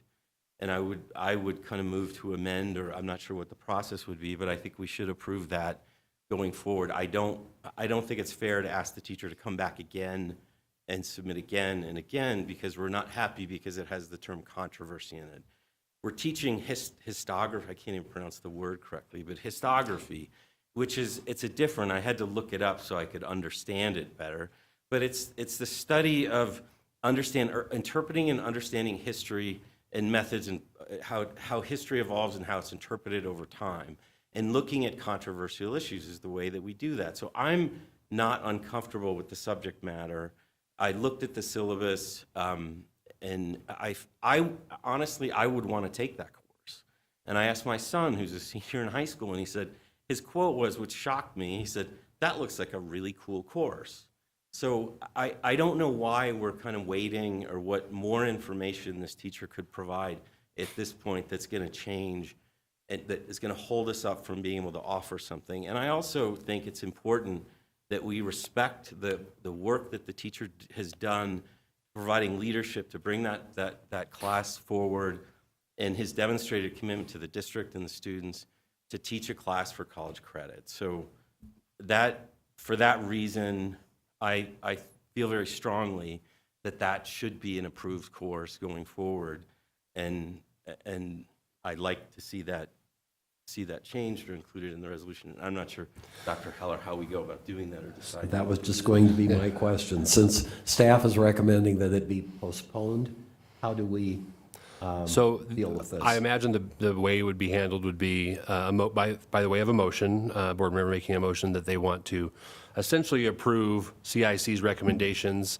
as presented with the one change to make History 1400 an approved course, not waiting for more information. So you're essentially asking to amend the recommendations of CIC and approve something other than what the CIC is explicitly recommending. The only thing I will add, just one piece on this, just to be clear, though I think maybe the target for this class might be college-bound students who might be engaging in more higher-level thinking activities, which I think is absolutely the target. When we open a concurrent enrollment class, that is open to any student who wants to take it. There is no barrier, there's no prerequisite, there's nothing that would keep any student from taking that course who's interested in taking it. So just to be clear that there is no prerequisite on that type of a course. All right. I would second Mike's motion so that we can have the discussion about the actual amendment to change it to approve. So I would second the motion so we can have discussion. Actually, I'm going to stop us and see if this makes sense. I'd like to pull that class out of the list. Okay. And have us then deal with the other classes that Curriculum Improvement Council recommended that we approve, and the one that they recommended that we deny. Is that right, Tiffany? That's correct. And then we'll come back and talk about this class separately. Then, because we have a motion on the floor and I seconded it, then Mike needs to withdraw his motion. So I don't believe we have a motion yet. I just described the motion. It's okay. No, it's fine. I mean, I would like to kind of have a full discussion and a vote on it, as long as you can guarantee that that'll occur. I'm more than happy to withdraw. All right. I also didn't hear you actually state it as a motion, but I may have missed it. So let's deal with the other classes, which Curriculum Improvement Council is recommending that we approve, and then the one that they're recommending that we deny, and then we'll come back to talk about this. Does that make sense? And then I would need a motion. I would say, I would make a motion to remove whatever it is. History 1400. History 1400 from the curriculum list to be discussed as standalone item. All right? Second. Okay. Any further discussion? Laura Lee, please call the roll. So the first was by Nancy, the second was by who? Lori. Lori, thank you. The second was Lori, right? Yes. Stu Boyd. Aye. Denise Chapman. Aye. Lori Goebel. Aye. Dawn Kirk. Aye. Alexander Lessem. Aye. Nancy Rumfeld. Aye. Mike Scholl. Aye. All right. Now, Laura Lee, for the sake of numbering, since we're pulling this class off and considering it, is it still part of 6.3, or does it now have a different number? So the approval of the Curriculum Improvement Council new proposals, with the exception of History 1400, is still 6.3. I would probably go ahead with your discussion about this instead of throwing something at the end of the agenda. So I would make, however you want to make this approval, I would make that 6.4. So the separate course will be 6.4. So 6.3 is your discussion right now. All right. I'm learning a lot tonight. All right, so we are now discussing 6.4. 3. Oh, we haven't voted on that yet. Yeah. Yes. All right, Laura Lee, please call the roll. All right. I move that we approve the curriculum list proposed as modified. Second. All right, any further discussion? Okay, hang on. Did we move to approve the curriculum council proposal with the exception of History 1400? Yeah. Okay, so you vote, you're approving that whole list except History 1400? Yes. Yeah. That's why my motion was as modified. Yeah, yep. All right, So now we're moving to 6.4. now we're moving to No, we gotta do. 6.4. We already did the vote. You voted. You already voted. Not on this, 'cause Nancy- Yes, you voted on if you approved the recommendation of the CIC course proposals with the exception of History 1400. So you approved everything on that list except History 1400, and you did vote on it. And it Yes. carried 7-0. So now you need to pull out History 1400 and have, however you want to, like, whatever your item is going to be called, and then vote on that, and have a motion. And this will be 6.4, right, Laura Lee? Yes. All right. So, do we have a motion to change the designation of? I'd move to change the designation of History 1400 from need more information to approved. All right, that needs a second. I'll second. All right, so motion by Mike, second by Nancy. Discussion. I guess at our study session, the one thing that was brought up is that all of what was in that course, this is what I recall from the study session, is that those items are also already in other history courses. And I think that keeping them there will help probably broaden that interest rather than pulling the controversies out. If they're left where they are, rather than double teaching them, I guess, so to speak. So I think I would go with the recommendation of the CIC and staff. All right. Anybody else on the board have comments? I do. You want me to go? Sure. Mike, you want to go next then? Yeah, so I guess since I've kind of been championing this kind of cause, I suppose, I do understand that we are teaching elements of this in other courses, but I think what's unique about this one is it's an opportunity to offer college credit, and it's also taught at a much higher level than other courses. I would assume, given the fact that you have eligible to earn college credit. And I think, looking at it, when I read just the overview, students gain an understanding of historical process and methodology and learn how to use critical historical analysis in order to achieve a greater understanding of current issues, events, and problems, which I think is really important in teaching history, is understanding the nuance, teaching to learn or teaching to understand different issues, not to agree with them, but to teaching them to understand and preparing kids to be successful in college and preparing them to kind of think, to think critically. So I feel very strongly, based on what the teacher has done, based on my conversation with him, that this is a class that should be approved and that should be offered to students. I'm assuming in the fall. Is that correct? Would that be correct? That would be correct. So I did a little bit of research. Can I would say that I'm inclined to vote to approve this for a couple of reasons. One, if you recall what Representative Slaw said during our dinner when he was talking about history, was the history written from whose perspective? And so is it really true and accurate? When I read through the syllabus, which was what was missing the first time, and other information, I think it's good to not just teach the history, but help them, this class, the way I read it is, help them learn how do you discern who wrote the history, what perspective were they coming from, and did they write, and did they do a fair assessment of their portrayal of it?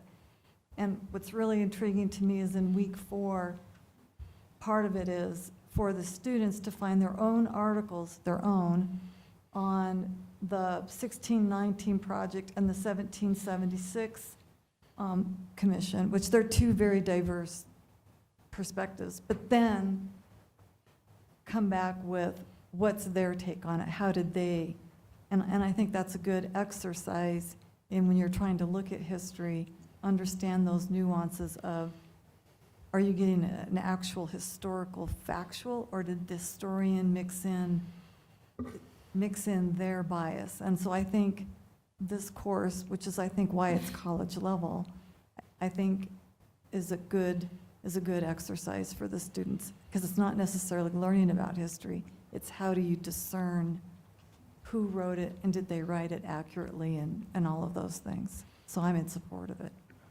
Just, I surprised myself. Okay.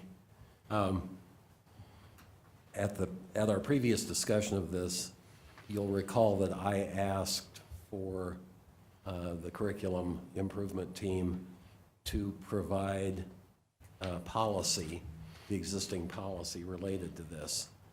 And so I looked at the policy, I also looked at the syllabus, and I found some pretty significant correlation between the two. Let me read you a sentence this is from policy IMB. Controversial issues are defined as those problems, subjects, or questions about which there are significant differences of opinion and discussions of which generally create strong feelings among people.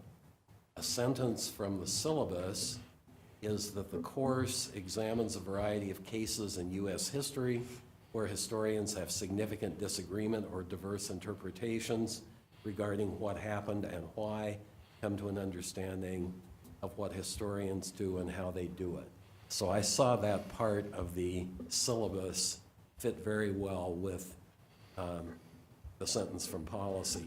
Let me just share one other policy statement. So this is from the policy. Teachers may use controversial learning materials and our guest speakers and discuss controversial issues if they contribute to the attainment of course objectives directly related to board-adopted academic standards. The educational purpose of teaching about controversial issues or using controversial materials must be student achievement in academic standards rather than reaching conclusions about the validity of a specific point of view. And again, going back to the syllabus is the statement, you will then be able to use this understanding to develop your own ability to make sense of the past, present, and future, and then it goes on a little bit beyond that. So after looking at the existing policy and the syllabus, I see correlation, and so I'm certainly in favor of approving of this. Alexandra? So I think one of the biggest concerns you guys had with this was the parental consent piece of that. Do you feel like that's something that could be navigable, whatever, you could figure out? Gotcha. If I know there was a question about people signing up for it, but then changing and jumping in and blah, blah, blah, blah, blah, blah, blah. I mean, to me, those sound like it's something that needs to be addressed, but don't sound insurmountable. Can you talk a little bit more about that? Whether you or that's somebody else, maybe. you're looking. We always just worry about that workload on counselors, knowing that classes are filled, and then if kids don't get their first choice, what that means for the student, because we always want kids to have that choice, but then if a parent says, no, I'm not okay with this, what else is open, seat-wise, and of course, we want our students to be taken care of. Yeah, the only thing I'll add with that is just this, in general, just this understanding that this course by its nature is controversies in history, right? Which means, in theory, each unit, parents could say, I'm going to utilize the policy around controversies and teaching and say, I want my kid opted out of that particular unit, and now we need to provide them with an alternate assignment. When every single unit is controversies in history, there was some concern about that. So we will need to come up with a procedure somehow to get the parents as early as possible. I would recommend, I spoke to Mrs. Rasmussen this morning, I would recommend that we do something along the lines of when they register for courses this spring, as soon as we know the list of students who've registered, doing some type of parent permission then, so that if the parents don't agree, we can quickly change those course requests before we roll master schedule. That's a different process than we typically follow. So again, just the nature of the course will require some different processes to make sure we're not putting students in a position, or teachers even in a position, where it could be discerned as them violating the other policy around controversies in history. My biggest concern with this overall the whole time has been, I want to make sure our teachers are protected when teaching about topics that in the community at large could be, that people might come after individual teachers for teaching topics that might be considered controversial. Now, that's a job for myself and our team to make sure that's done well, but it's always my concern is I don't want to put targets on teachers inadvertently during those processes. So I think we can find a solution to those pieces to your question. Like, that is not the insurmountable challenge that we cannot find a solution for if the board desires to have this course move forward for the fall. As we talked about last time, the other challenge will always be with a course like this. As this course expands to other campuses with different teachers, with different perspectives on this, how do we create some level of alignment in how this course is taught? Because this course is will be in many ways very dependent on the way that teacher chooses to lead that conversation, have those things. And that is, again, to our end, that's a district level need to create alignment around these courses. For now, it's a Loveland High class only. I anticipate, like you said, this will be a class that some students will find appealing, and it may expand to other schools, and we have to then figure out how do we make this an aligned course that we're not having 4 different versions of the same course being offered depending on the teacher that's assigned to teach the class. So, Can I add one more point? When you ask about the process, we did meet with Loveland High around what would that process look like for parent signature.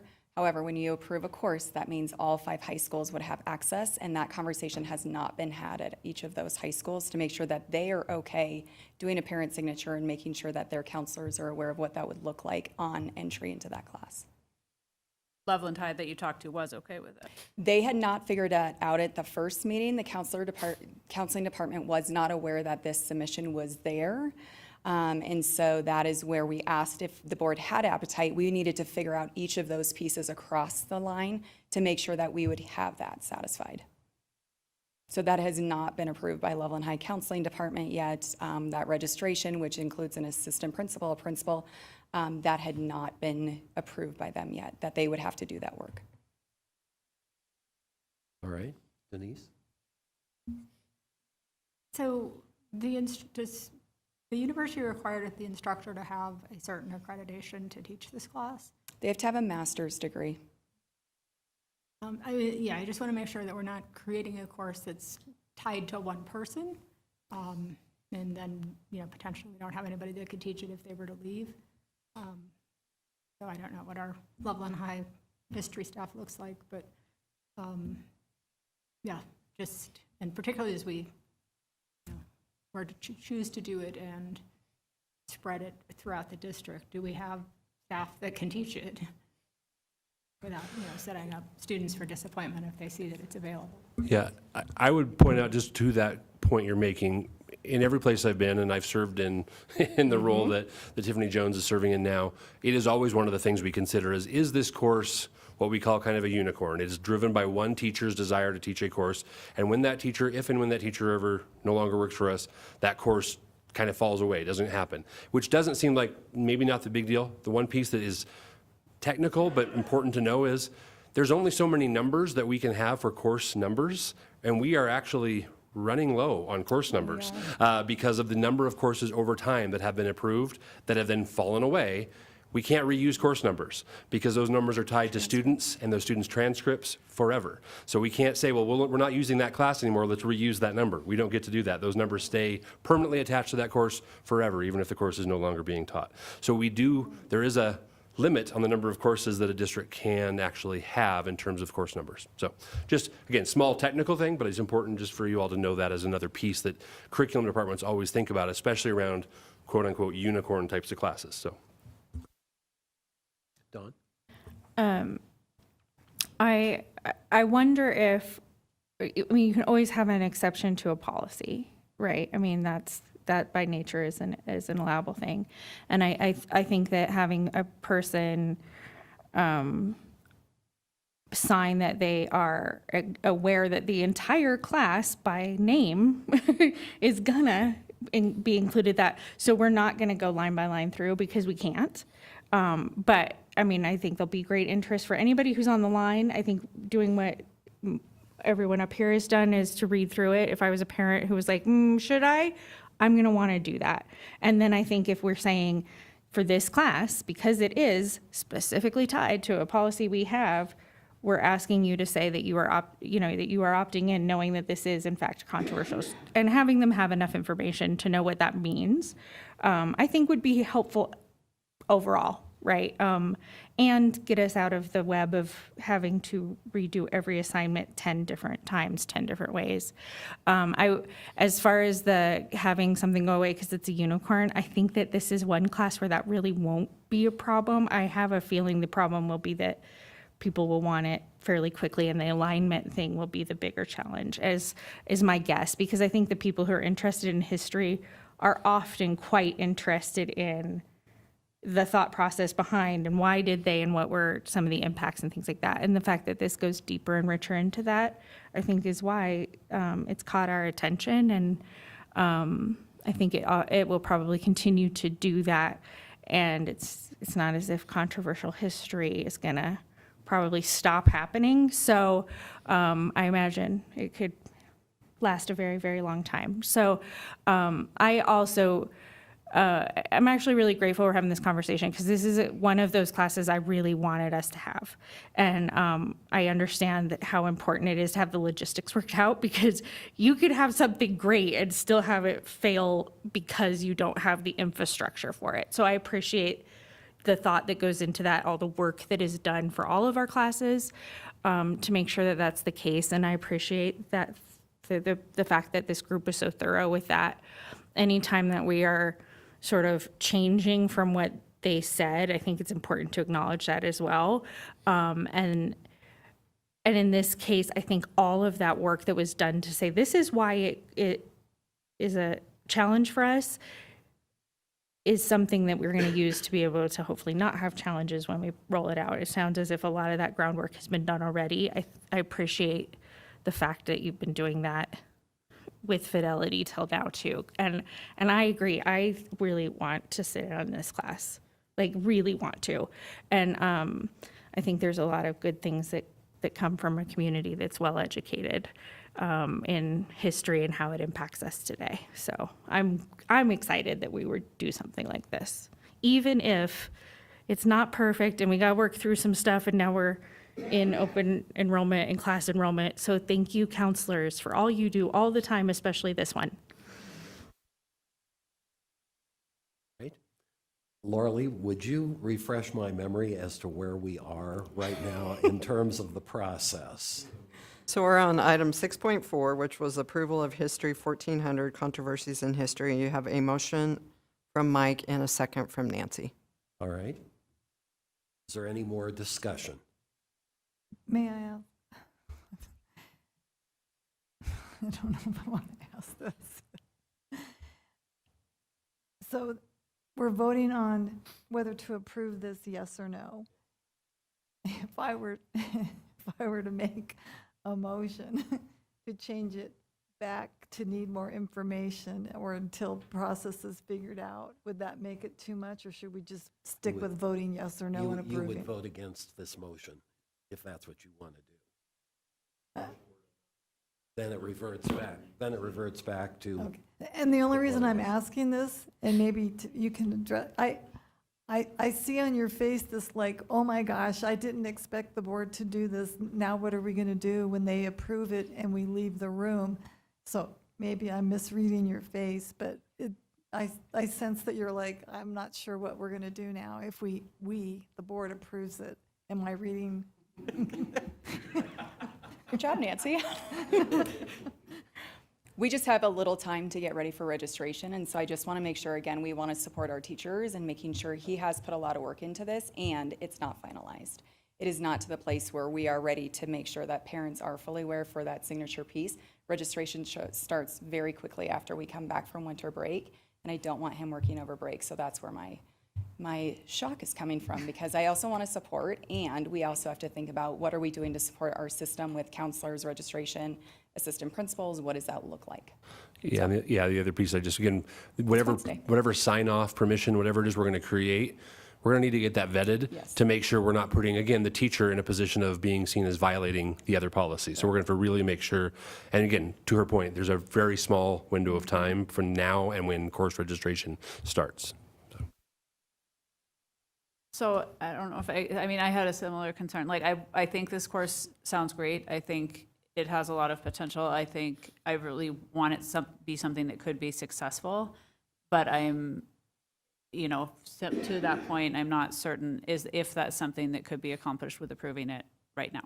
If it would be better to have more time to get all the parts and pieces in place, or if it is something that could be achieved between now and January or whatever. And that, I mean, you guys know that better than we do. Well, I mean, again, I'll just say we're in public education, so we're very used to doing things with short time frames and trying to turn things around quickly. We'll do everything we can if that is the decision the board makes. We don't have, right, we have to. That's our obligation. So we would be probably meeting very quickly to try to figure that out, especially with Loveland High, to come up with a good process that they feel comfortable with. It's not going to create potentially extra burdens for their counseling staff. I think there's ways we can get there. My biggest concern is getting that permission piece vetted appropriately, that it's not creating this new risk for the teacher, and that there's any piece that we can do to support. And again, the teacher understands that that is the case because they want this course to happen. So can it happen? Anything can happen. Will it be potentially challenging, especially given where we are with approaching winter break? Yeah, it'll create some challenges, right? I don't know exactly what date they start doing course description and start doing this work, but it's very quickly after they get back from winter break. Okay, other comments? I just want to thank the other directors for their insight, and thank you, Director Scholl, for pulling this and for the discussion. I think putting the extra burden on everybody at this time, and I think maybe that's where the need more information was, to vet that out a little bit better. And I think allowing you guys a little bit of breathing room, I think, would be appropriate. But I think the course, I've gotten a lot of my questions answered about the course itself, so thank you. All right. Go ahead, Brett.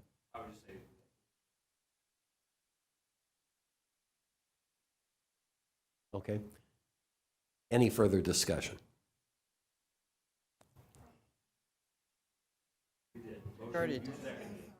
Yes. So you're voting on approving History 1400 controversies in My history? final is, I think I'm going to lean that we need to get more information, listening to the process. I approve the course, I like the course, but I don't want to approve it and then you guys become overwhelmed trying to make the process happen. So. All right. Are we ready to vote? Laura Lee, please call the roll. Stu Boyd. No. Denise Chapman. No. Lori Goebel. Nay. Don Kirk. Yes. Alexander Lessem. No. Nancy Rumfelt. No. Mike Scholl. Yes. Right? So the vote total, Laura Lee, was 2 yes and 5 no. Is that correct? Motion fails 2 to 5, yes. So the motion fails. So, all right. Can I ask, so obviously there's a desire to have the class. So what is the next step? I mean, if we need more information, because what frustrates me is Obviously, there's a potential for this to be a very popular class and an opportunity for students to gain credit. And now it wouldn't be offered until 2027. Is that the? Yeah, I mean, it essentially would not be available in the course description handbook for this coming school year. So what would happen between now and then is we would continue, obviously, to work with the teacher to continue to think about the course in general. More importantly, the processes to make sure we can protect both the teacher and the district in terms of that course for the students who are in there. So getting permission forms, getting all those things put together, which typically would involve at least some level of attorney review to make sure it does actually cover our staff members and protect them in terms of our policies. Well, and I'll stop, but the frustration I have is it's not about the content of the course. I mean, we look at, just to be really clear, the teacher put the work in and put the effort in, and the syllabus, obviously there's a requirement that it matches the college curriculum. And we've looked at that. What really frustrates me is this is not being approved because it's an administrative burden. And I know you said it wasn't, but I'm gonna push back on that. The only reason we're doing this is because it's an administrative burden, not because there's a desire, because there's an opportunity, and because there's a teacher and students and parents who are interested in it. And to me, that's very frustrating. And with that, I'll stop. I will not comment. All right. Thank you. Thank you. All right. I'm going to suggest that we take a short break, a 5-minute break, and we will come right back.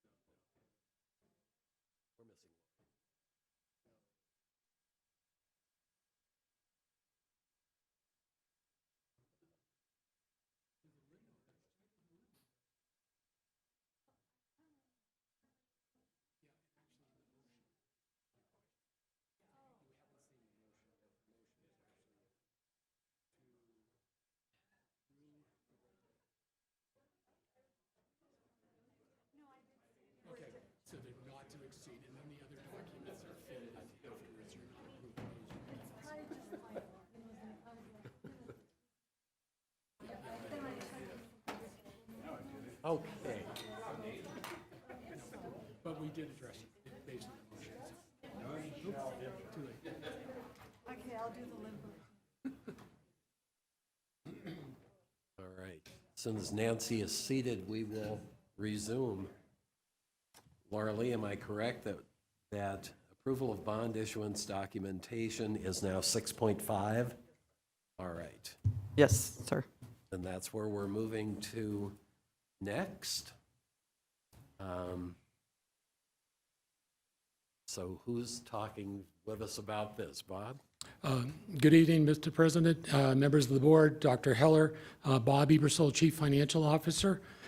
These documents, excuse me, were sent to you during the study session, and as noted, Board Member Rumfeld recommended that we be clear on the board resolution that the blanks in there are going to be taken care of by the motion.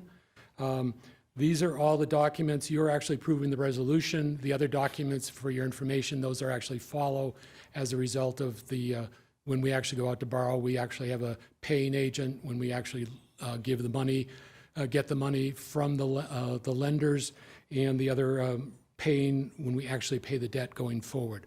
So the motion that you have in your documentation talks about that it's not to exceed $99 million as voted by the voters in November, that you're approving the form of the paying agent, the bond purchase agreement.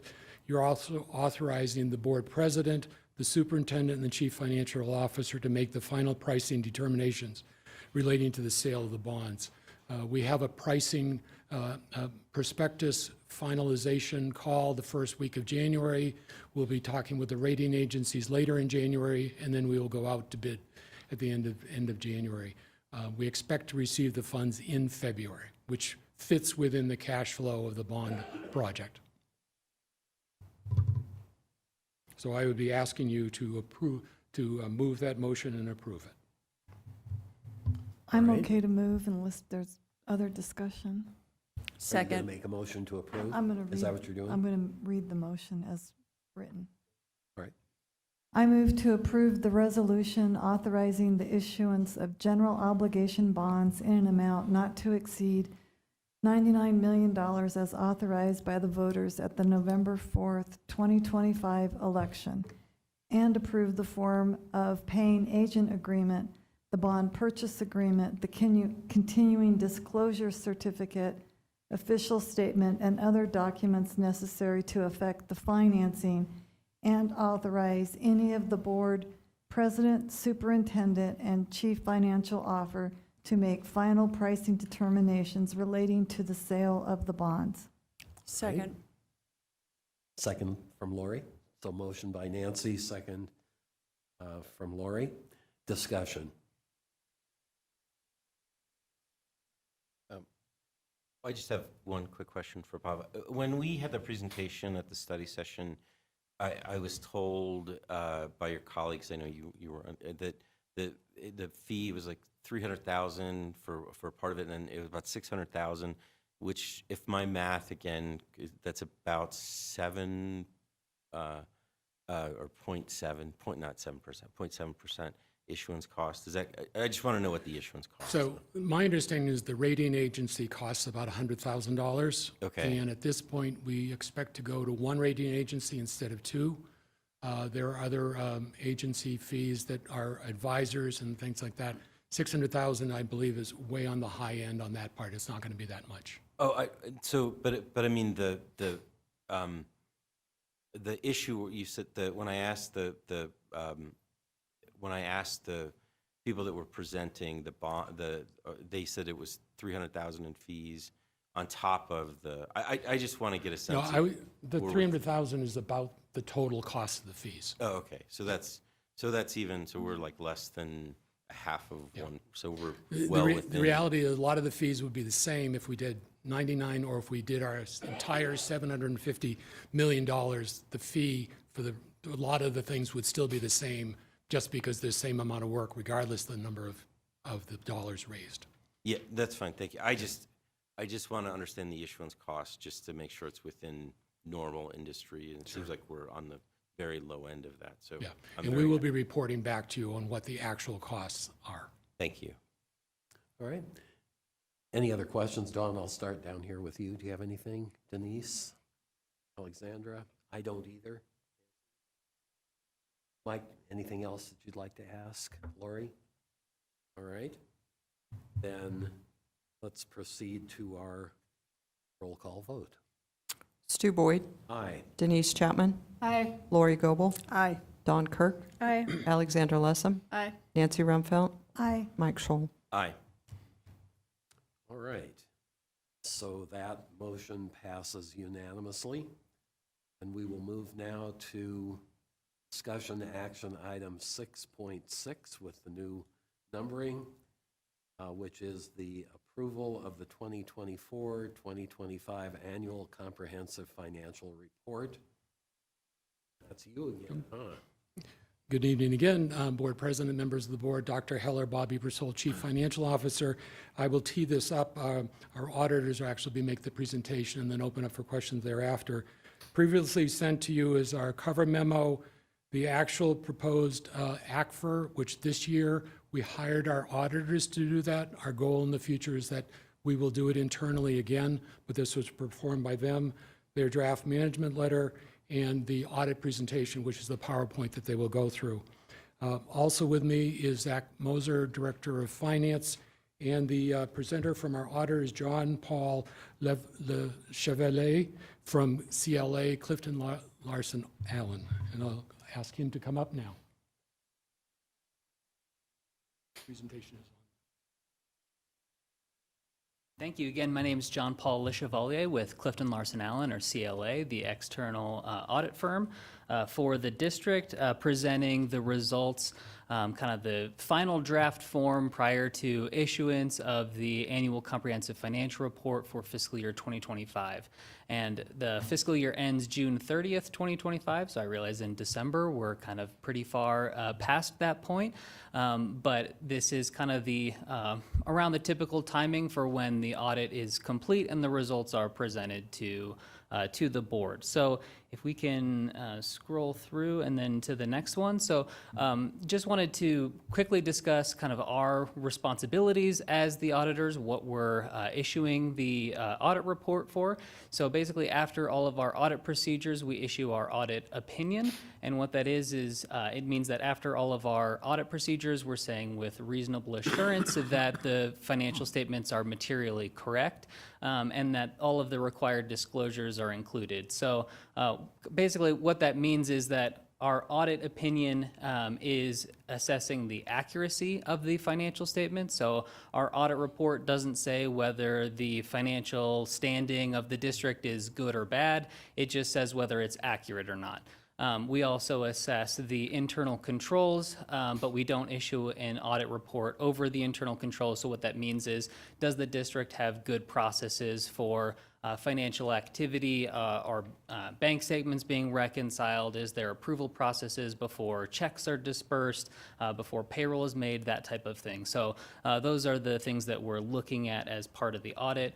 We do have some procedures designed to review for potential fraud, but our audit's not specifically designed to look for fraud. If anything like that were to come to our attention, we would bring it to the board regardless of the dollar amount, but it is kind of a common misconception that what we're looking for is specifically just fraud. We're really making sure that the financial statements are materially correct and have all the disclosures that are required. So if you move to the next slide, and one more. So discussing kind of the different components of the audit, there's really kind of three main components that we'll discuss. The first is the financial statement audit, which is really the bulk of kind of the testing and procedures that we do. This is the actual financial statements that's included, that about 150 pages that are in the PDF that was provided. We're intending, again, at this point, it's still kind of the final draft. We anticipate probably around next week that we'll be issuing that, pending approval from you all as the board. We're planning on issuing an unmodified audit opinion, which is informally referred to as a clean audit opinion. That's the highest level that you can receive. Again, what that means is that after all of our audit procedures, we believe everything is materially correct and presented as it should be. So that's kind of the first component. I'm going to go into just super high level. I've got some graphs in there to kind of explain some of the results. Again, it's about 150 pages, so I'm not planning on going into too much detail, but do want to give just a little bit of a flavor for what the results look like. The next item kind of included within the audit is referred to as the single audit. And what that is audit procedures performed over federal awards. So the district does receive a relatively significant amount of federal awards. Any entity that receives over $1 million in federal awards, which the district does, is required to have this single audit. And that's testing to make sure that all of the compliance requirements that the federal government has, basically the strings attached, if you will, that comes with those federal awards are being complied with. And so that is a required, basically one of the strings attached is that if you receive over $1 million, you're required to have this single audit performed by the external auditors. So that is still in process. That will be, it's a little bit farther behind than, again, kind of the next week issuance. So that will be issued in January. The deadline for that is the end of March. So there's still time for that to be completed. The federal government was behind on releasing what's referred to as the compliance supplement. That basically says, here's all the procedures, things that we want auditors to do. They normally issue that in May. They issued it right before Thanksgiving. So it was quite a bit later than it normally was, which kind of has set everything back a little bit. But again, with the deadline being the end of March, the district has plenty of time to have that completed. So did want to give, normally we'd have kind of both presented at the same time, so did want to bring that to your attention that that's still probably around 75% completed. And then we also have our findings and recommendations. So again, that's not on the performance of the district, but more making sure that these are kind of the processes that the finance, business services department has in place to make sure that things are running smoothly and any recommendations that we have as part of that. So if you move to the next slide, I did want to briefly kind of, the terminology that's used can be a bit confusing, so I did want to outline when we talk about those audit findings or recommendations, there's 3 levels of those. The most significant is referred to as a material weakness. This would be, a really significant item that should be addressed immediately. The next level is a significant deficiency. That's kind of your moderate issue that should be addressed but is not as significant as the material weakness. And then the last kind of category would be your best practice recommendations or kind of minor deficiencies, things that we want to bring to your attention but at the same time are not nearly as significant as the other 2. So if you move to the next slide, this is our first year performing the audit for the district. So prior year, it was a different audit firm performing that. They did have 3 material weaknesses over financial reporting, which reviewing that is very significant. There were a lot of issues that they identified. Again, that material weakness is kind of the urgent, should be addressed immediately. We're very pleased to be able to say that based on our audit procedures, all of those corrective actions were taken on those, and there was significant improvement in all of the areas that they had identified. So if we move to the next slide, we kind of have what the current year is. We do not have any material weaknesses or significant deficiencies identified. We do have a couple of kind of those lower level best practices or recommendations. The first is relating to the budget process. And so the State Finance Act relating to, or the School Finance Act that kind of governs the requirements for schools does have a section that requires that basically as the board, you set the total allowable or total expenditures that the district can have as part of the budget process. And then the district and management of the district then basically follows through on those costs and providing services to everyone within the district. And so that budget is viewed as kind of the guardrail of this is the total amount that should be spent. And any additional amounts that are spent should be also kind of gone back to the board for approval. So we did notice that in the final budget, those costs were less than the actual total costs for a couple of the funds that the district has. So that's a recommendation that we have. Basically, we can kind of talk through maybe that in a little bit more detail, that there's some circumstances that's the idea behind it, but a lot of times it's something that makes sense and is probably approved by the board, but not necessarily updated through the budget process. So for example, one of the funds that was overexpended, so actual expenditures greater than the budget, was the grants fund. So if the district receives more in grants than what was initially budgeted for, if you receive additional grants, you normally want to spend those or required to spend those, but that means that if you don't go back and reapprove kind of those amendments to the budget, that the costs are going to be greater than what was budgeted for. So that would be one situation. Another situation is there are some instances where, particularly this year within the general fund, there was state payment to PARA, that's the defined benefit pension plan provider. Under government accounting standards, that's required to be shown as passed through the district. Even though the district never received the money, it went straight to PARA. But a portion of that basically relates to kind of what the district would be as a percentage of PARA. It's required to be allocated. So mainly what I'm saying is it's kind of a non-cash transaction, but it is showing up in the budget. If it's not budgeted for, then that's going to cause a variance in there.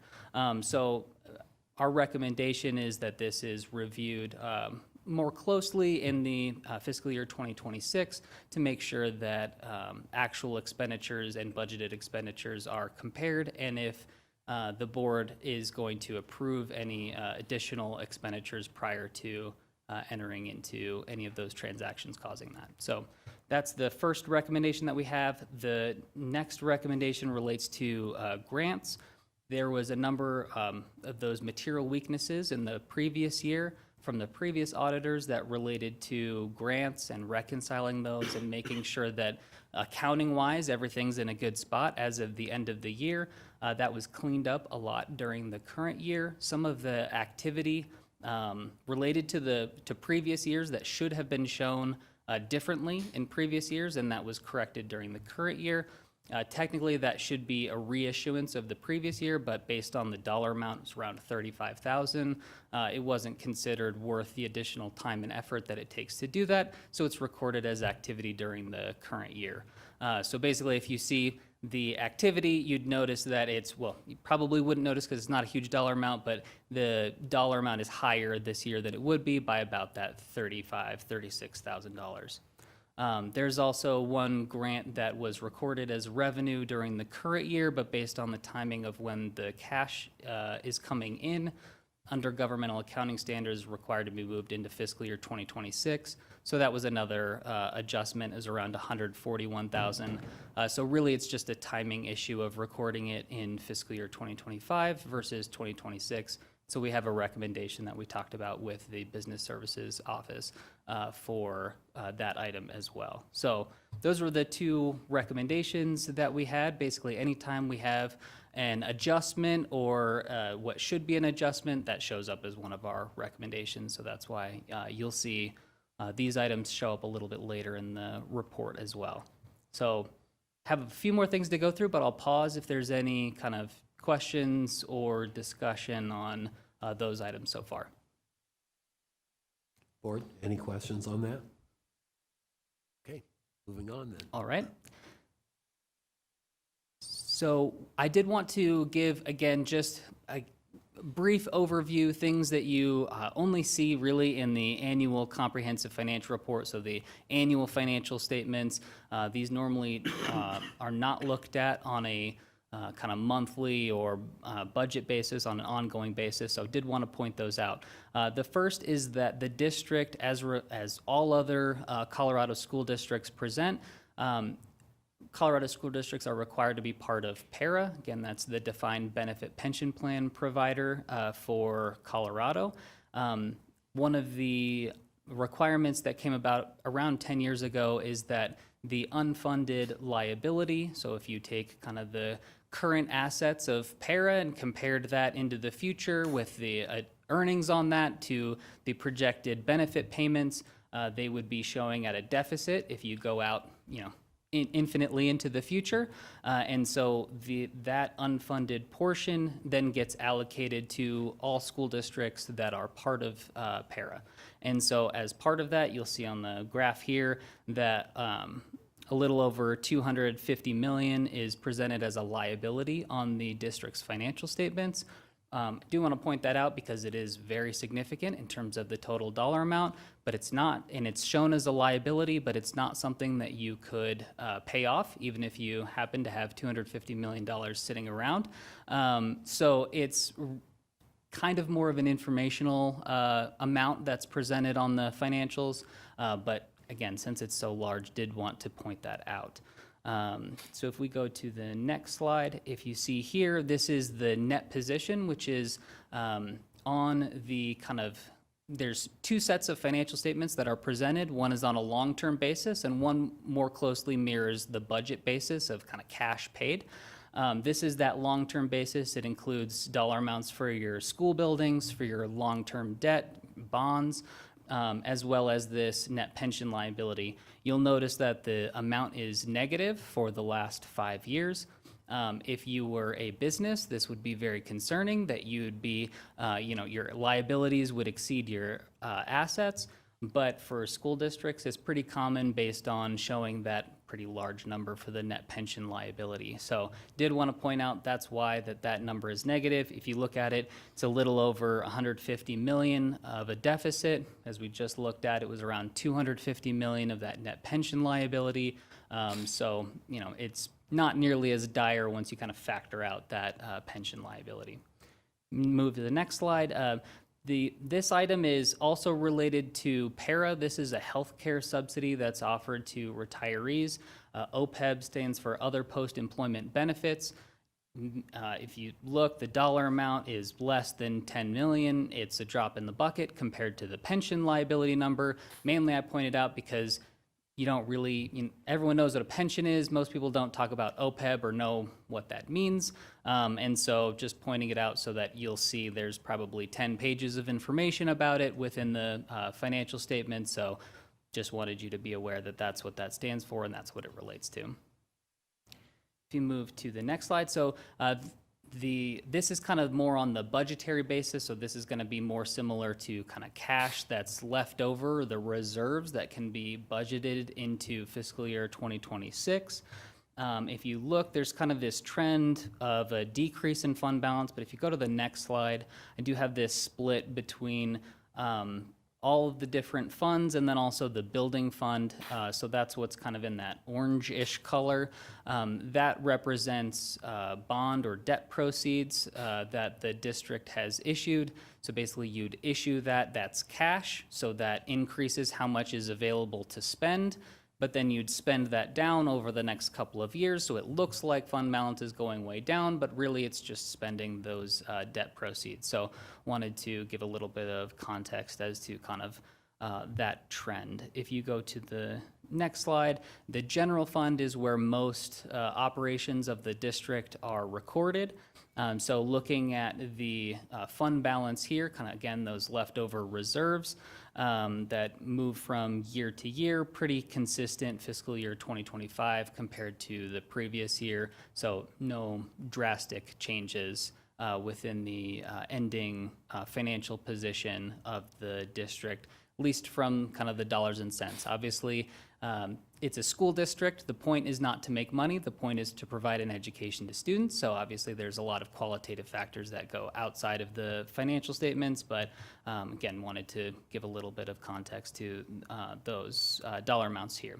And then also, one more thing on here, fund balance as a percentage of expenditures. So this is frequently kind of a ratio or percentage that's used to analyze the health of the fund. So that equals 55%. And what that means is that the general fund would be able to continue operations for a little over half the year before running out of money if you didn't receive anything else in revenue. So that's normally just kind of a gauge for how much is being held in reserve. So wanted to point out that number.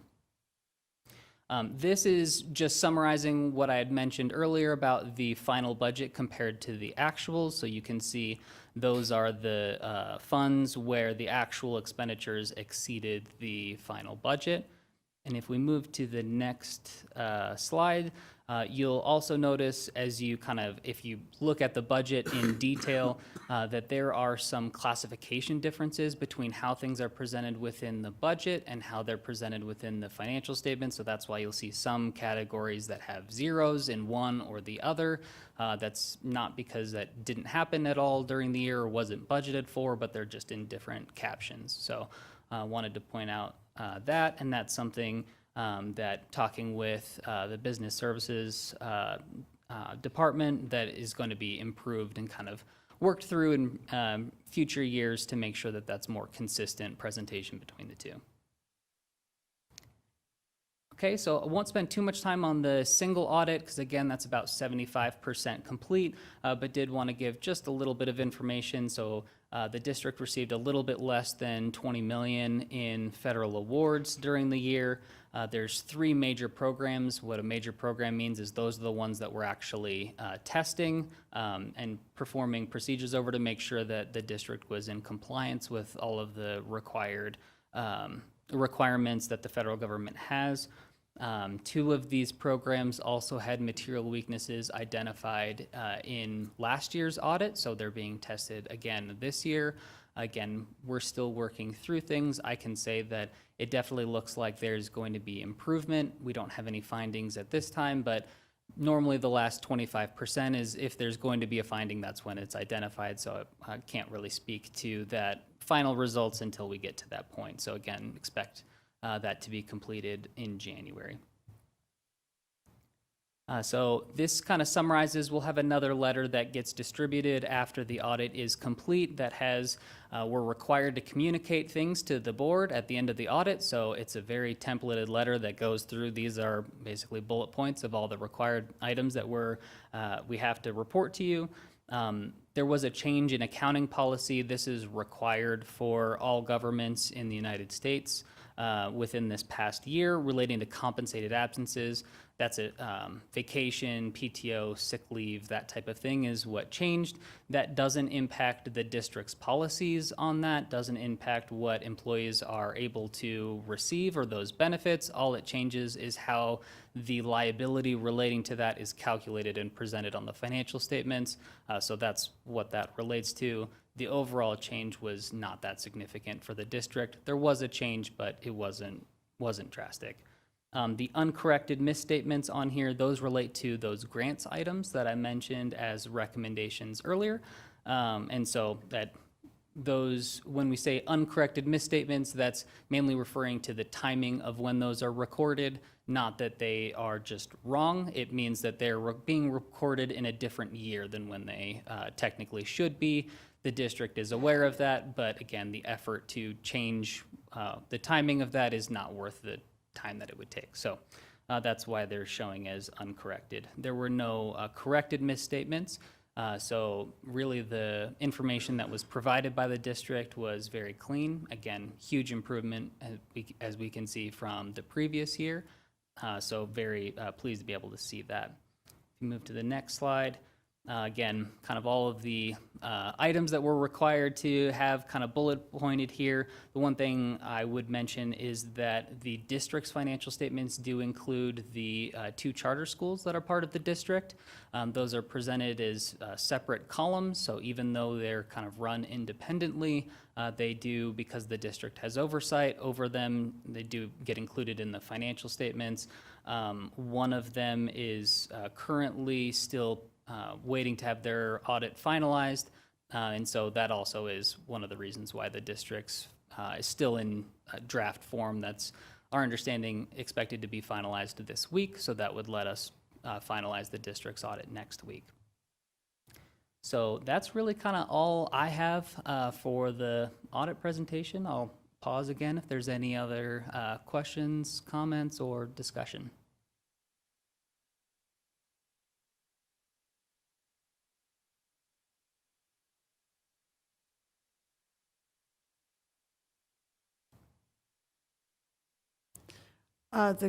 under the expenditures, under the equipment, that like, there's an original, the final, but there was no dollar amount in the actual. Help me, if you could help me understand that. Yep, and so that's kind of a classification difference between the budget and the financial statements. So the budget has, and this is based on the classifications that the Colorado Department of Education outlines, they have equipment under these categories, but under governmental accounting standards, those are required to be shown under capital outlay. So if you look towards the very bottom, that's where that capital outlay category is. So there can be just classification differences between the two, and it also can be, this is just the general fund.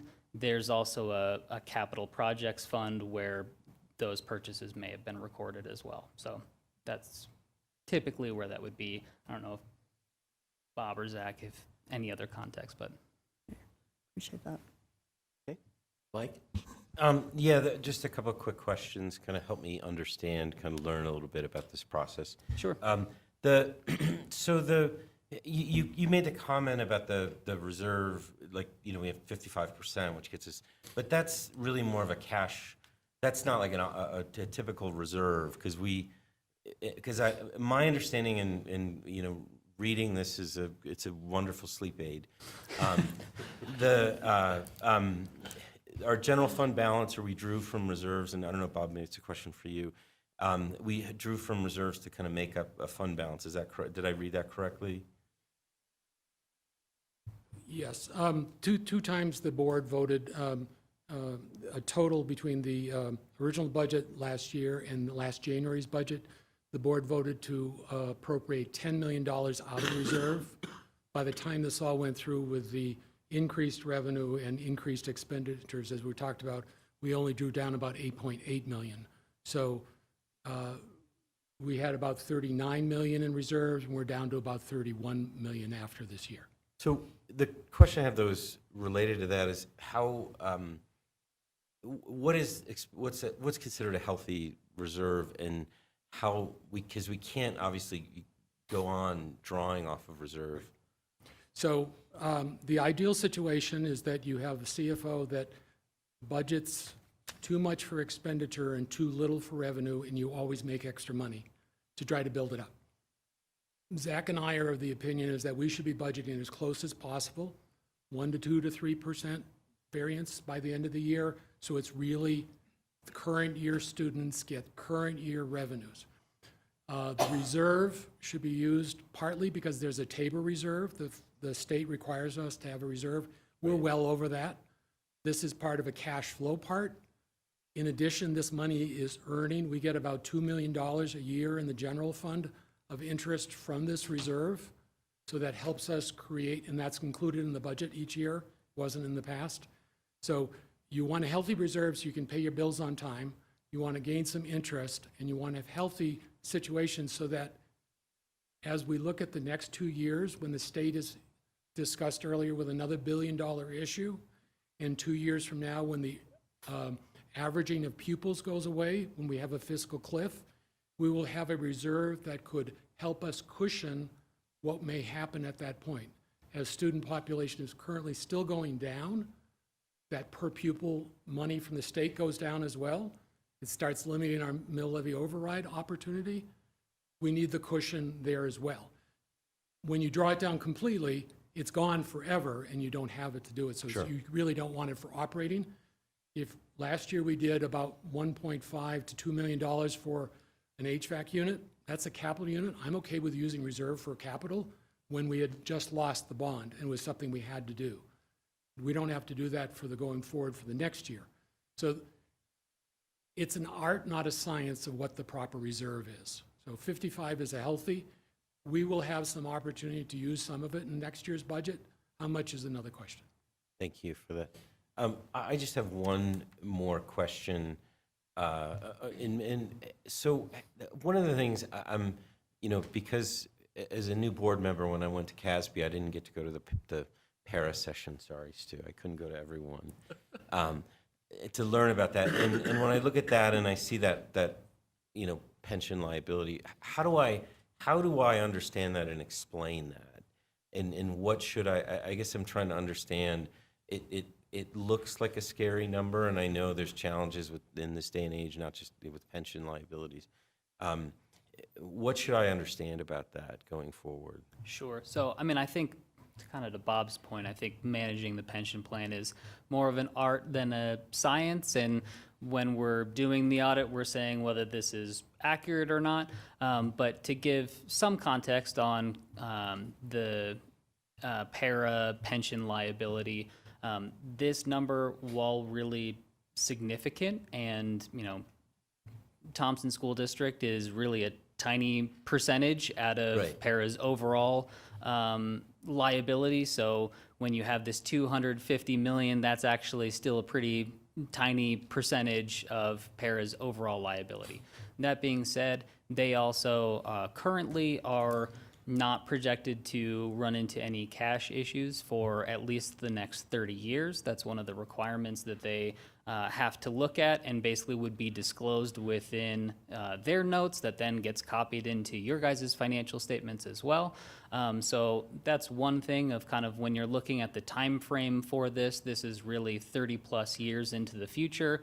The liability is something that would either need to be through additional contributions that either employees or the district are making, or state appropriations made directly to para, or through benefit reductions, really would kind of be the main avenues for resolving that. There's currently, I think it's been the last 5-ish years that the state has been making a direct payment to para. So that was one of the items that I mentioned was kind of causing one of the budget variances, because they're contributing.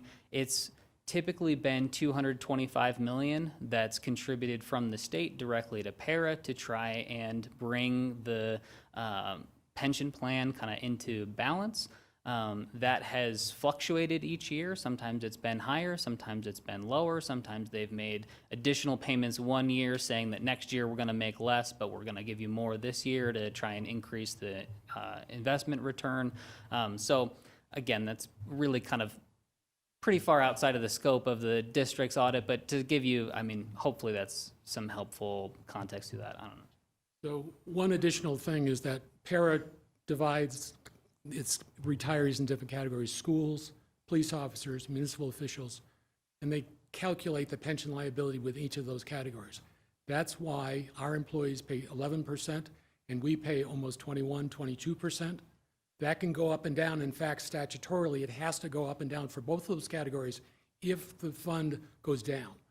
Para has they make money, they invest it, they, not risky, but they invest it. They have a return on investment. If they don't meet that return on investment, they have to trigger these other things. So we was talking about last year, we had about a $600,000, $600,000 to $700,000 influx from the state that was on the revenue and expenses. This year was $2 million. So I don't know where the state got the money, but I'm happy that they're helping fund the situation. Thank you. Nancy? I have a few, but first I'd like to start off with that. You guys are barely approaching 1 year. Bob Ebersol, the CFO, and Zach Moser, the new Director of Finance. And so I would say that you guys walked into an audit report where it showed material weaknesses.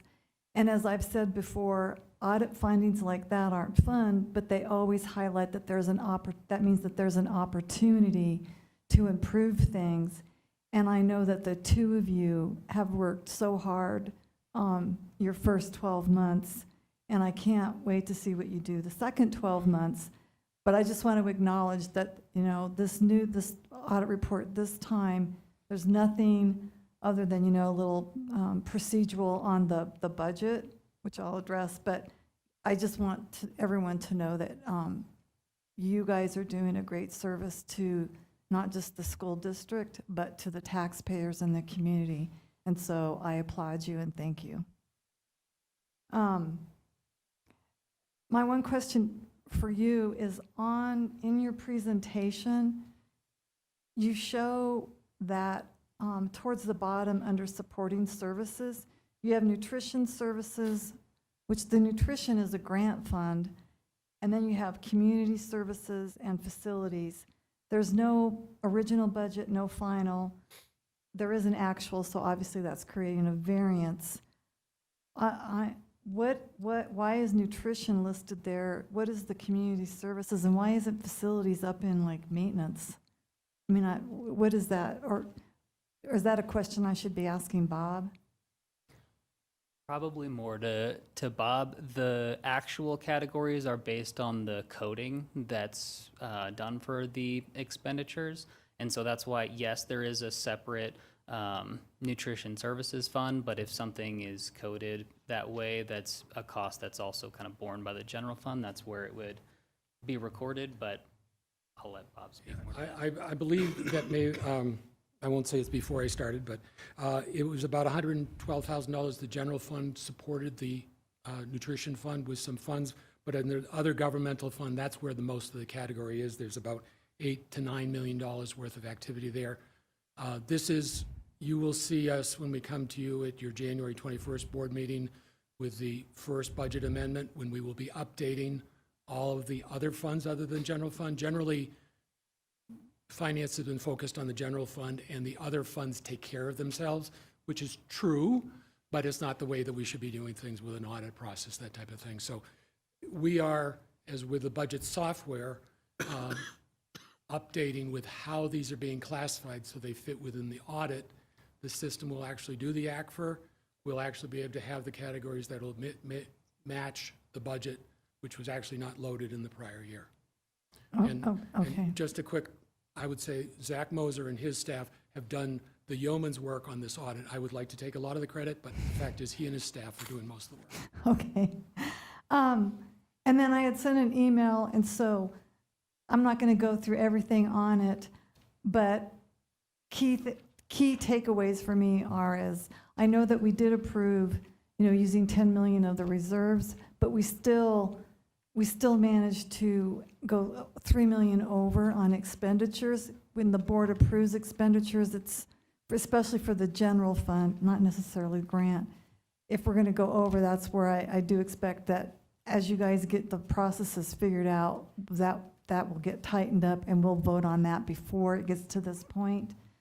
My bigger observation is just seeing how the salaries and benefits and instruction increased, went over budget, and then down below in school admin, there was also a significant overspending.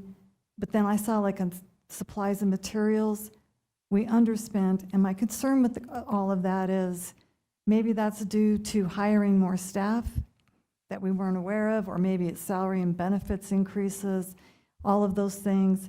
But on something like supplies and materials, that's typically goes directly to the classroom, and to me, that's the line item that unfortunately we hear and see a lot about teachers. That's where they are having to spend out of their own pocket to cover for that. So going forward, I would like to just keep that at the top of mind, that materials and supplies for the classroom. I don't want to see that we didn't spend it all, especially if I know that teachers are spending their own money. That's just my personal perspective on that. It also concerns me that just between these two fiscal years, you see not just the funded pupil count dropping, but the actual enrollment, what I call butts in a seat, but yet the number of our staff is increasing. And so it just seems like something's off there, and if we know our enrollment's going to keep declining, then we need to really step back and make sure that where we're adding staff, it's really in the classroom, and look at the administrative staff, because it seems like we're headed in a direction with declining enrollment that's not likely going to be sustainable, and we're going to have to start having some really hard, tough conversations. And again, just for future reference, when we do get the final budget to actuals, if there can be just a little bit, not in the audit report, I understand that's your deal, but just in board report, if there could just be a little bit more context added of salary and benefits went over budget because, I don't know, XYZ, or supplies and materials went under, just to help with that understanding of what really happened. And it doesn't need to be like in the weeds. It can be just some context added to some of those summary lines so that we understand what's going on. But again, I can't wait to see the new budget software implemented, because I know it's going to make your life easier, make our lives easier. And I really thank you for all your work. Just a couple of things. One, the para amount that ran through both revenue and expenses was about $2 million, which wasn't budgeted. When we budgeted, if you remember, the old Excel system was we had salaries, the FTE here, and then we had non-FTE, but the non-FTE had about $8 million worth of payroll costs. That's where they were budgeted, because they were extra duty hours, the substitute teachers, the extra contracts, various things like that. But when we pay the people, it shows up in the expenditure line up there, not down here. We did not change the budget in the year of that we were at this point, because at that point, we weren't going to go back beyond where we were working, let alone trying to get the next year started. Not an excuse, just an explanation. Next year is going to be a different part on that going forward. I will say that we will be looking at all positions, not trying to scare any employee, but we'll be looking at all positions in this coming year. But when you reduce students and you take away 20 to 30 at each school, you still have title compliance, you still have workers' comp compliance, you still have to have staff, Title IX compliance, you still curriculum. That expense doesn't go away just because you have fewer students. At some point, it has to. So this year is going to be a review when you're going to start seeing this year's budget to actual, because we have actually loaded this year's budget in the system. You're going to be seeing that with the new budget software, which is going to be hybrid for the next year. You're going to see a tracking system for the following year where we will report on variances on both percentage and dollar-wise. And I would just end with, and Kelly, you'll probably love this. So I'm learning to love ChatGPT and AI, so I stand corrected. And that may be a way that on some of these mandatory reporting, we can find ways to utilize that to just better overcome some of that. But again, thank you. Thank you. The only thing I would add for that one is Kelly, do you want to come up to the mic? the only thing that I would add is we do need an AI tool so that we don't have data privacy and PII in things like OpenAI and ChatGPT. So those, you will see possibly additional future expenses because even though you may have an AI tool, you still have to pay for something to make sure that we are not violating any laws. And not all AI tools are perfect. So that's just my 2 cents on that. I don't have any questions. Alexandra? So I just have a question about, so we're approving a draft tonight. But we don't, do we ever approve the final? Or explain that to me a little bit more, how that works. I guess I'll say that for state requirements and federal requirements, there's no requirement for the board to approve. That's a district by district policy. So I would defer on what kind of the final approval process is. But basically by providing the documents, we've kind of met what we need to do. So it would just be up to your So we will be asking you to vote to approve to submit this ACFR to the state by December 31st. When the single audit comes back, it will come back to you again, and I will ask you for your approval for that one as well, even though it's not legally required. My questions have been answered.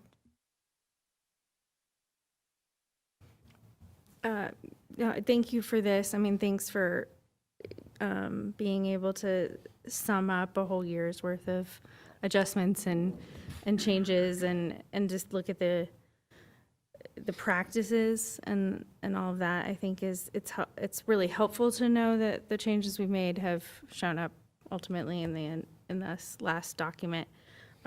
So thanks for letting us know and being that third set of eyes. All right. Any further discussion or questions from anybody?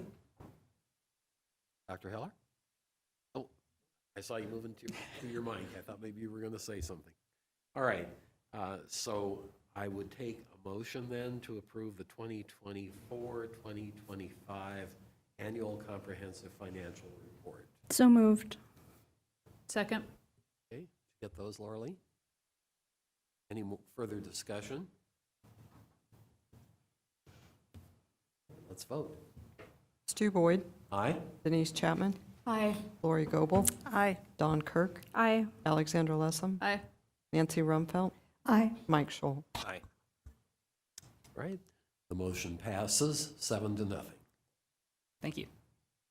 And I will echo the thank you to the board. Thank you to the entire Business Services Department, because we are now empowering them to do the audit instead of just having to be the CFO or the Director of Finance. And thank you to the other cabinet members and other departments, because we go to them and ask them, what are you spending this on? What does it mean? Where should this be coded? Where do you think it should be coded? So it becomes our budget, not just finance. Thank you. All right. Just one last comment before we move on to the next agenda item. Bob, thanks to you, thanks to Zach, thanks to the gentleman from the auditing firm for explaining things very clearly, and we appreciate that. All right, so we're moving now, Laura Lee, to 6.7, is that correct? All right, which is the approval of calendar recommendations for 2026-27 and 2027-28. Good evening, Mr. President, board members, and Dr. Heller, Tiffany Rogers, Chief Human Resources Officer, and I have Valerie Laura Black, she's right there, HR Director, and we're here to present the calendar committee results. And so since we last spoke at the board study session, we did have a couple other pieces of information that came to the calendar committee. So in our final meeting, we are proposing a revision that we supplied to you through the board memo. And so I wanted to kind of review that with you. When the calendar committee met, we wanted to look to make a couple changes. The changes that we're proposing do not impact student contact days at all. They are more around training for our new teacher orientation and our TENS week for our staff. The premise in the first one is to change a new teacher orientation dates. This change is really to create an improved and more seamless onboarding experience for our new teachers and allow them a break before they come into TENS week, because that's a lot of data and information that they're receiving as a new teacher to our district. So we're proposing to move the dates that are on there. I can go through them, but you guys, you can ask me questions at the end. The second change is a change in TENS week dates. This change allows for a break like we have for our new teachers as well, because there is an intensive training week in TENS week and a lot going on, so that will allow a break before the teachers will be back in their classroom prior to students starting on their transition day. So there's no change in the start date or end dates to the school year or transition days. This also does provide an opportunity to hold our convocation ceremony at the beginning, the convocation at an indoor venue, which was feedback we received from teachers. We were very lucky last year to have good weather for that event.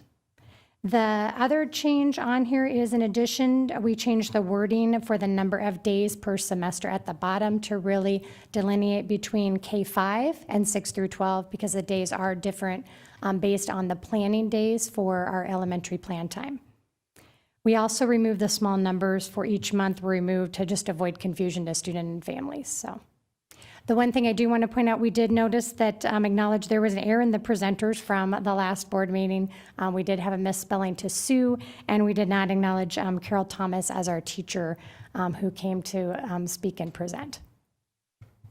Any questions you guys have? All right, question. Board, Don?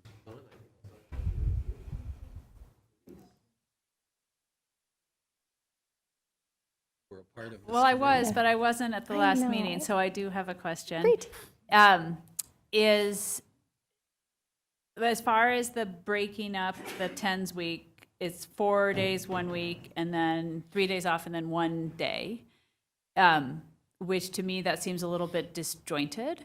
And so I'm just curious about how that decision was made or why. I read that, they get a break and they get a day that 17th is a day to rest and recharge and so on and so forth.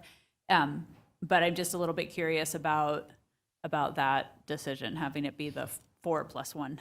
So but there were twofold to that. Is there was a need to want to have convocation and allow us to come together as a group, because we are a school district versus a district of schools, and so to come together and have an opportunity to start the year off together.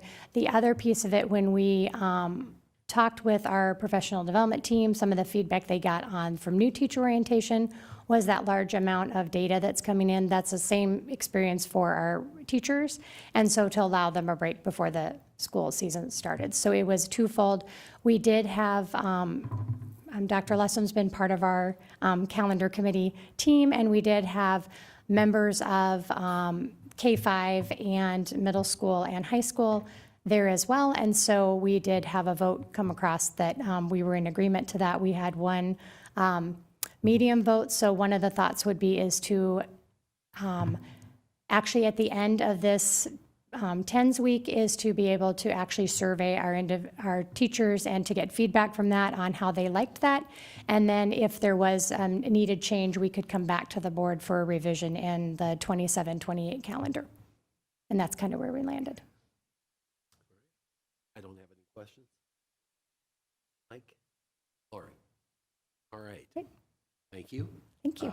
Then we're ready to move to approve the calendar recommendations for 26-27 and 27-28 school years. Do I have a motion? So moved. All right. I'll second. Lori, second. From Dawn. Any further discussion? Let's vote. Stu Boyd. Aye. Denise Chapman. Aye. Lori Goebel. Aye. Dawn Kirk. Aye. Alexandra Lessem. Aye. Nancy Rumpfelt. Aye. Mike Scholl. Aye. Thank you. Thank you, and I'd like to make a thank you to all the members of the committee.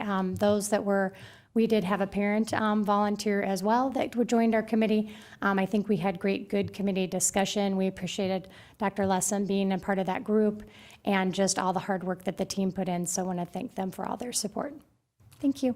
Please extend the board's gratitude to all the members of the committee, will you? Great, we will. Thank you. All right. We are now finished with discussion action items, and we're moving to our only discussion item tonight, which is 7.1, the annual Utility and Resource Energy Department report. And it looks like that's Todd and Kristen. Yes, thank you, Mr. President, Board of Education, Dr. Heller, Todd Piccone, Assistant Superintendent Operations. Last but not least is our annual utility update. So Kristen's going to take us through this presentation tonight. Good evening, Mr. President, members of the board, Dr. Heller. I'm Kristen Matigi, Director of Operations. This is a really interesting day to be talking about utilities. Not getting into all of that over the news, but we'll be talking about our utilities here at the district.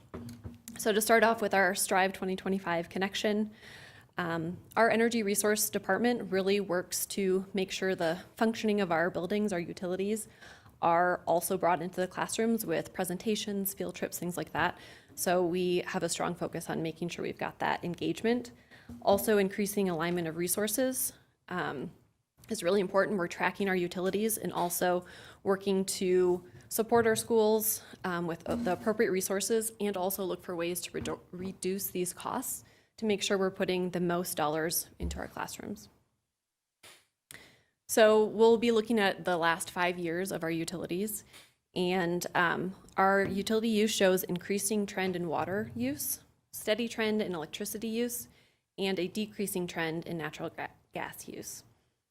All of the costs, however, are trending upward with a district-wide annual utility cost of almost $4.7 million. Also, waste has increased to over $200,000 in the last year. So these graphs over the next number of slides will look very similar. So on the left-hand side, you'll see the monthly water use over the last 5 years. And then on the right-hand side is the annual use. You can see how it changes overall over the years and also see those monthly changes.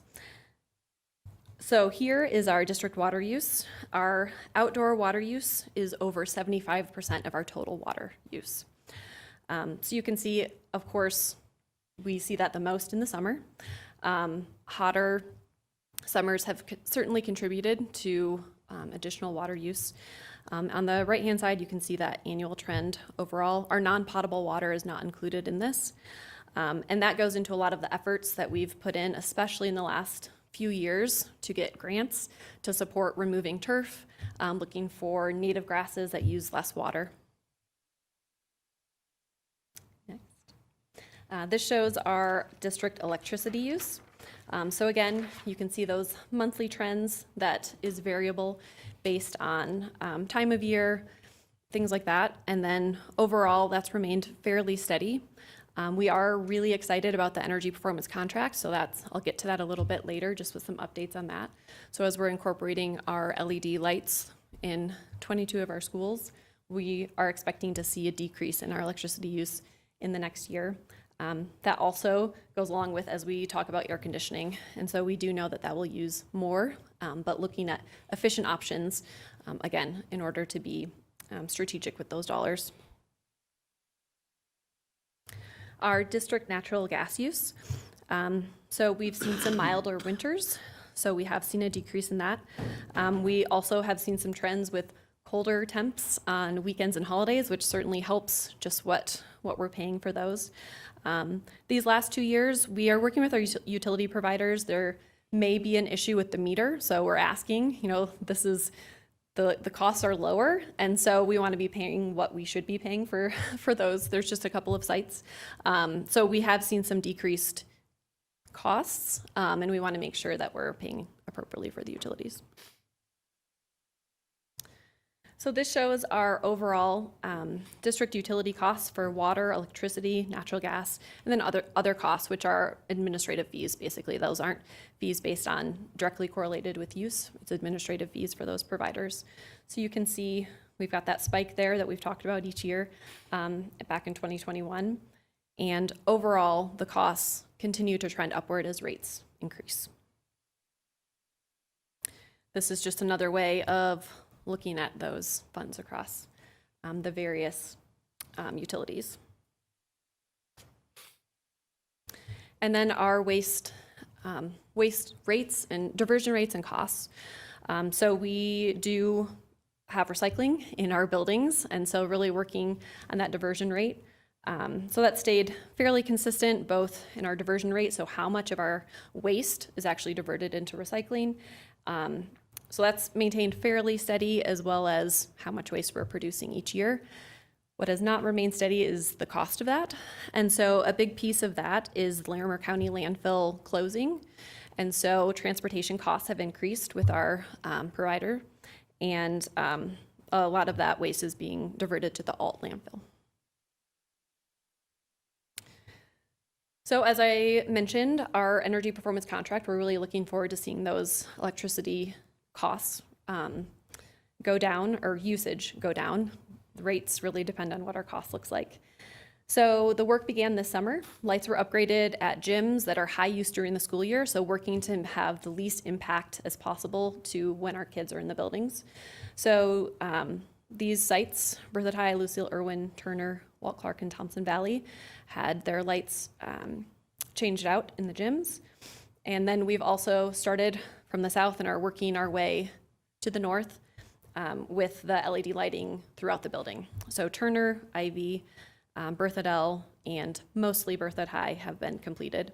The plumbing scope is expected to start in February, and we're on track to complete these projects by the end of summer 2026. So we continue to plan sustainability projects. And so these are broken out into systemic. So what are we doing with our buildings? And then what are we doing in the classroom or outreach and pieces like that? So of course, we have our energy performance contract. We're also looking at additional landscaping upgrades at Namakwa and Lorraine Edmondson. So Melissa Carroll, who wasn't able to be here tonight, she's our energy resource manager. She has been very proactive about reaching out for grants from CWCB, which I'm not going to remember what that stands for, and also Northern Water.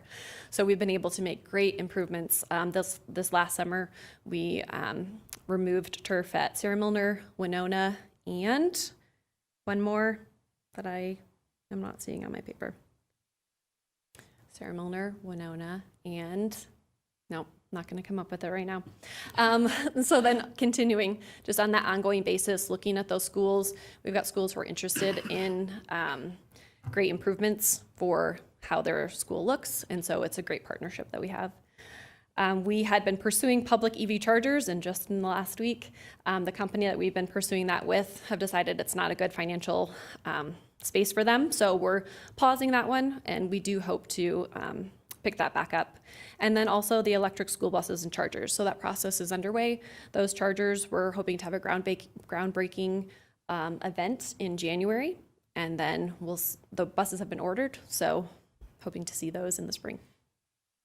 Behavioral, again, just continuing the outreach and education presentations in our schools and cafeteria waste diversion programs. So we have that at Big Thompson Elementary and Truscott Elementary. Any questions?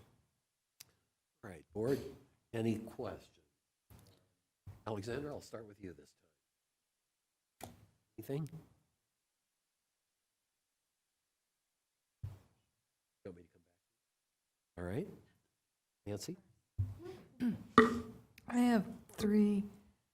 One, I doubt you'll have the answer to, but there was the recent new PUC stance ruling position. I think it mostly affects residential for requiring the move to electric heat or electric pumps, but there is a commercial component to it. It looks like it's more going to apply to new building and doing the codes. So will that be an impact on Berthoud Elementary and Ivy? And what happens when they say even existing, I mean, you have to replace? I can just say, even though there's regulations, it doesn't mean the state's adopted those. So I don't think the the state runs under International Building Code. I think it's from a few years back. So from what I know, they haven't actually adopted that language in there yet. So we still interviewed the code for the last, I think, 2 years ago. Okay. So as of right now, it wouldn't be a part of the project. Okay. Yeah. And then on the energy performance contracts, so does that mean for fiscal year '27, we'll start seeing the rebate savings come through that will then go towards the payment of was it a lease? No, it was a lease. Okay. So we'll see that reduction in use of electricity starting, I mean, it's happening right now. Yeah. So yes, we'll start seeing that in that annual report. And the following year is when we'll really see that bigger impact. And then the other, you probably already, I just don't remember. I'm aware of the school bus chargers, but I don't remember us talking about doing the public charger program. I mean, it's Yeah. been 4 years worth of meetings, so maybe I forgot. Yeah, it's something we've been looking into and hoping to achieve. That's part of our sustainability management plan, but hadn't quite gotten to that point where we would be coming to the board for approval. Oh, okay. Thank you for the presentation. I appreciate it. I just have just a couple quick questions, and one on a very personal note. So I live right behind Lucille Irwin Middle, and as I look out my back door, over the summer you built a solar panel, but I don't see any reference to that in here. And I think Todd and I talked about it briefly, but could you kind of talk me through that a little bit? Yeah, absolutely. That one should be in our, the report, the broader report. But that is one of our goals in the sustainability management plan is to get solar at our sites. And so we worked with a company to get a solar shade structure for actually less than the cost of what it would take to put in a regular shade structure. So it was really a win-win. We're still working with the city and the company to get it fully energized because it'll be a great learning opportunity for kids with a dashboard so they can see what that's doing, and just a learning opportunity there. Yeah, that's great. I hope to see more of that. I think it's a great opportunity. Yeah, just the other quick question, I think kind of Nancy touched on it a little bit, but the chargers, is that, I mean, are you discussing like licensing kind of to have public chargers where there is a revenue component to that, or am I misreading that or not understanding that? So in this case, we've gone after grants and pieces like that so that we could have chargers for our fleet. How much the grants would be don't even come close to covering what the cost of those chargers. So in this case, we were looking at partnering with a company who has done other work within the city of Loveland to have their chargers. So it's not a profit for us, but we would be able to use that on the district site. Okay, thank you. Lori? I believe this was one of our conversations. I don't believe it was the board, but just at CASB, was the possibility of doing composting at schools in regard to taking care of food waste. Is that something that's in discussion, or? So at this point, it's site by site. In some communities, there is a commercial composting provider.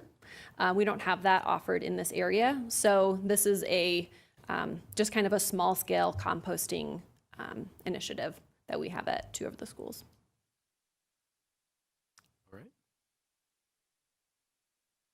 So it's not really a question, but just I hope very much that in doing the planning for the big remodels at Ivy Stockwell and Berthoud Elementary, that you are looking very seriously about sustainability and not putting in new grass fields and all those kinds of things like that and it's an opportunity with those to make an impact. Yeah, absolutely. And Melissa has been great at looking at grant opportunities and different pieces to support projects like that of more energy efficient and all of those different pieces. So yes, Berthoud is the other landscaping one. Just got it. Happy to help. So with the recycling programs, I know, sorting is always a challenge. I mean, are we paying more to have stuff recycled versus the regular trash rate, or? It's the same. Okay. Yep, same And cost. Are we sending clean product? We have to. So if it's not clean, then they dispose of it as waste. So, and they've been much more stringent about that in the last couple of years. And so really getting more careful in our cafeterias, especially, because that's where we see the most contamination on recycling. Right. And in terms of the buildings, is there elementary versus middle versus high, greater? As far as rates, Yeah. I don't know that off the top of my head, but we can certainly look at that. Thanks for this, and I know it's a snapshot of all these things. I think one of the things that strikes me is the cost going up, and our usage, for the most part, is sustained, mostly, which I think, at the very least, is a good reason for us to be looking at all of the other things that you've brought to us over the years, right? Is that there is a way for us to save money when we're going with alternatives that cost less. End of story. I mean, and I'm seeing that now as these things are no longer just creeping up, as they sort of did, I think, the last time we looked at them, but there's some of these more significant jumps, and we know that many of the conditions that have led to that have no signs of getting any better, and maybe even getting worse by the time we look at this again. And so I wonder, I love the grant idea. I love the fact that we would do it when we're doing projects. all of that's brilliant. But I also wonder if we're at a point with critical mass because of how much things have went up where we do need to even be more aggressive in some of those replacement decisions. I don't know that that's the case, but I mean, when I see like $4 million being spent on more than what we planned for the same thing, then I wonder, should we spend that $4 million on something that's sustainable, where we're not going to have to spend that year after year after year?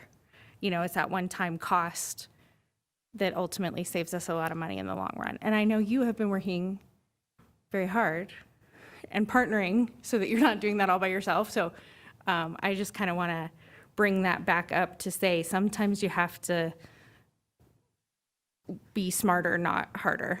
And that's hard when we're spending $4 million more than we did for the same thing last year.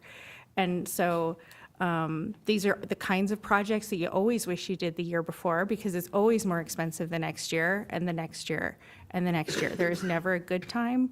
There's never a convenient time. And yet, these are also services in the end that go to whether people can make it to school, make it to work, whether they can see when they get there. Makes it real hard to get educated if the lights don't work. And we could argue about whether we actually need plants at all, but overall, our neighbors, if nothing else, tell us that we must, even though that's a luxury, and I'm happy to cut that easily over teachers any day.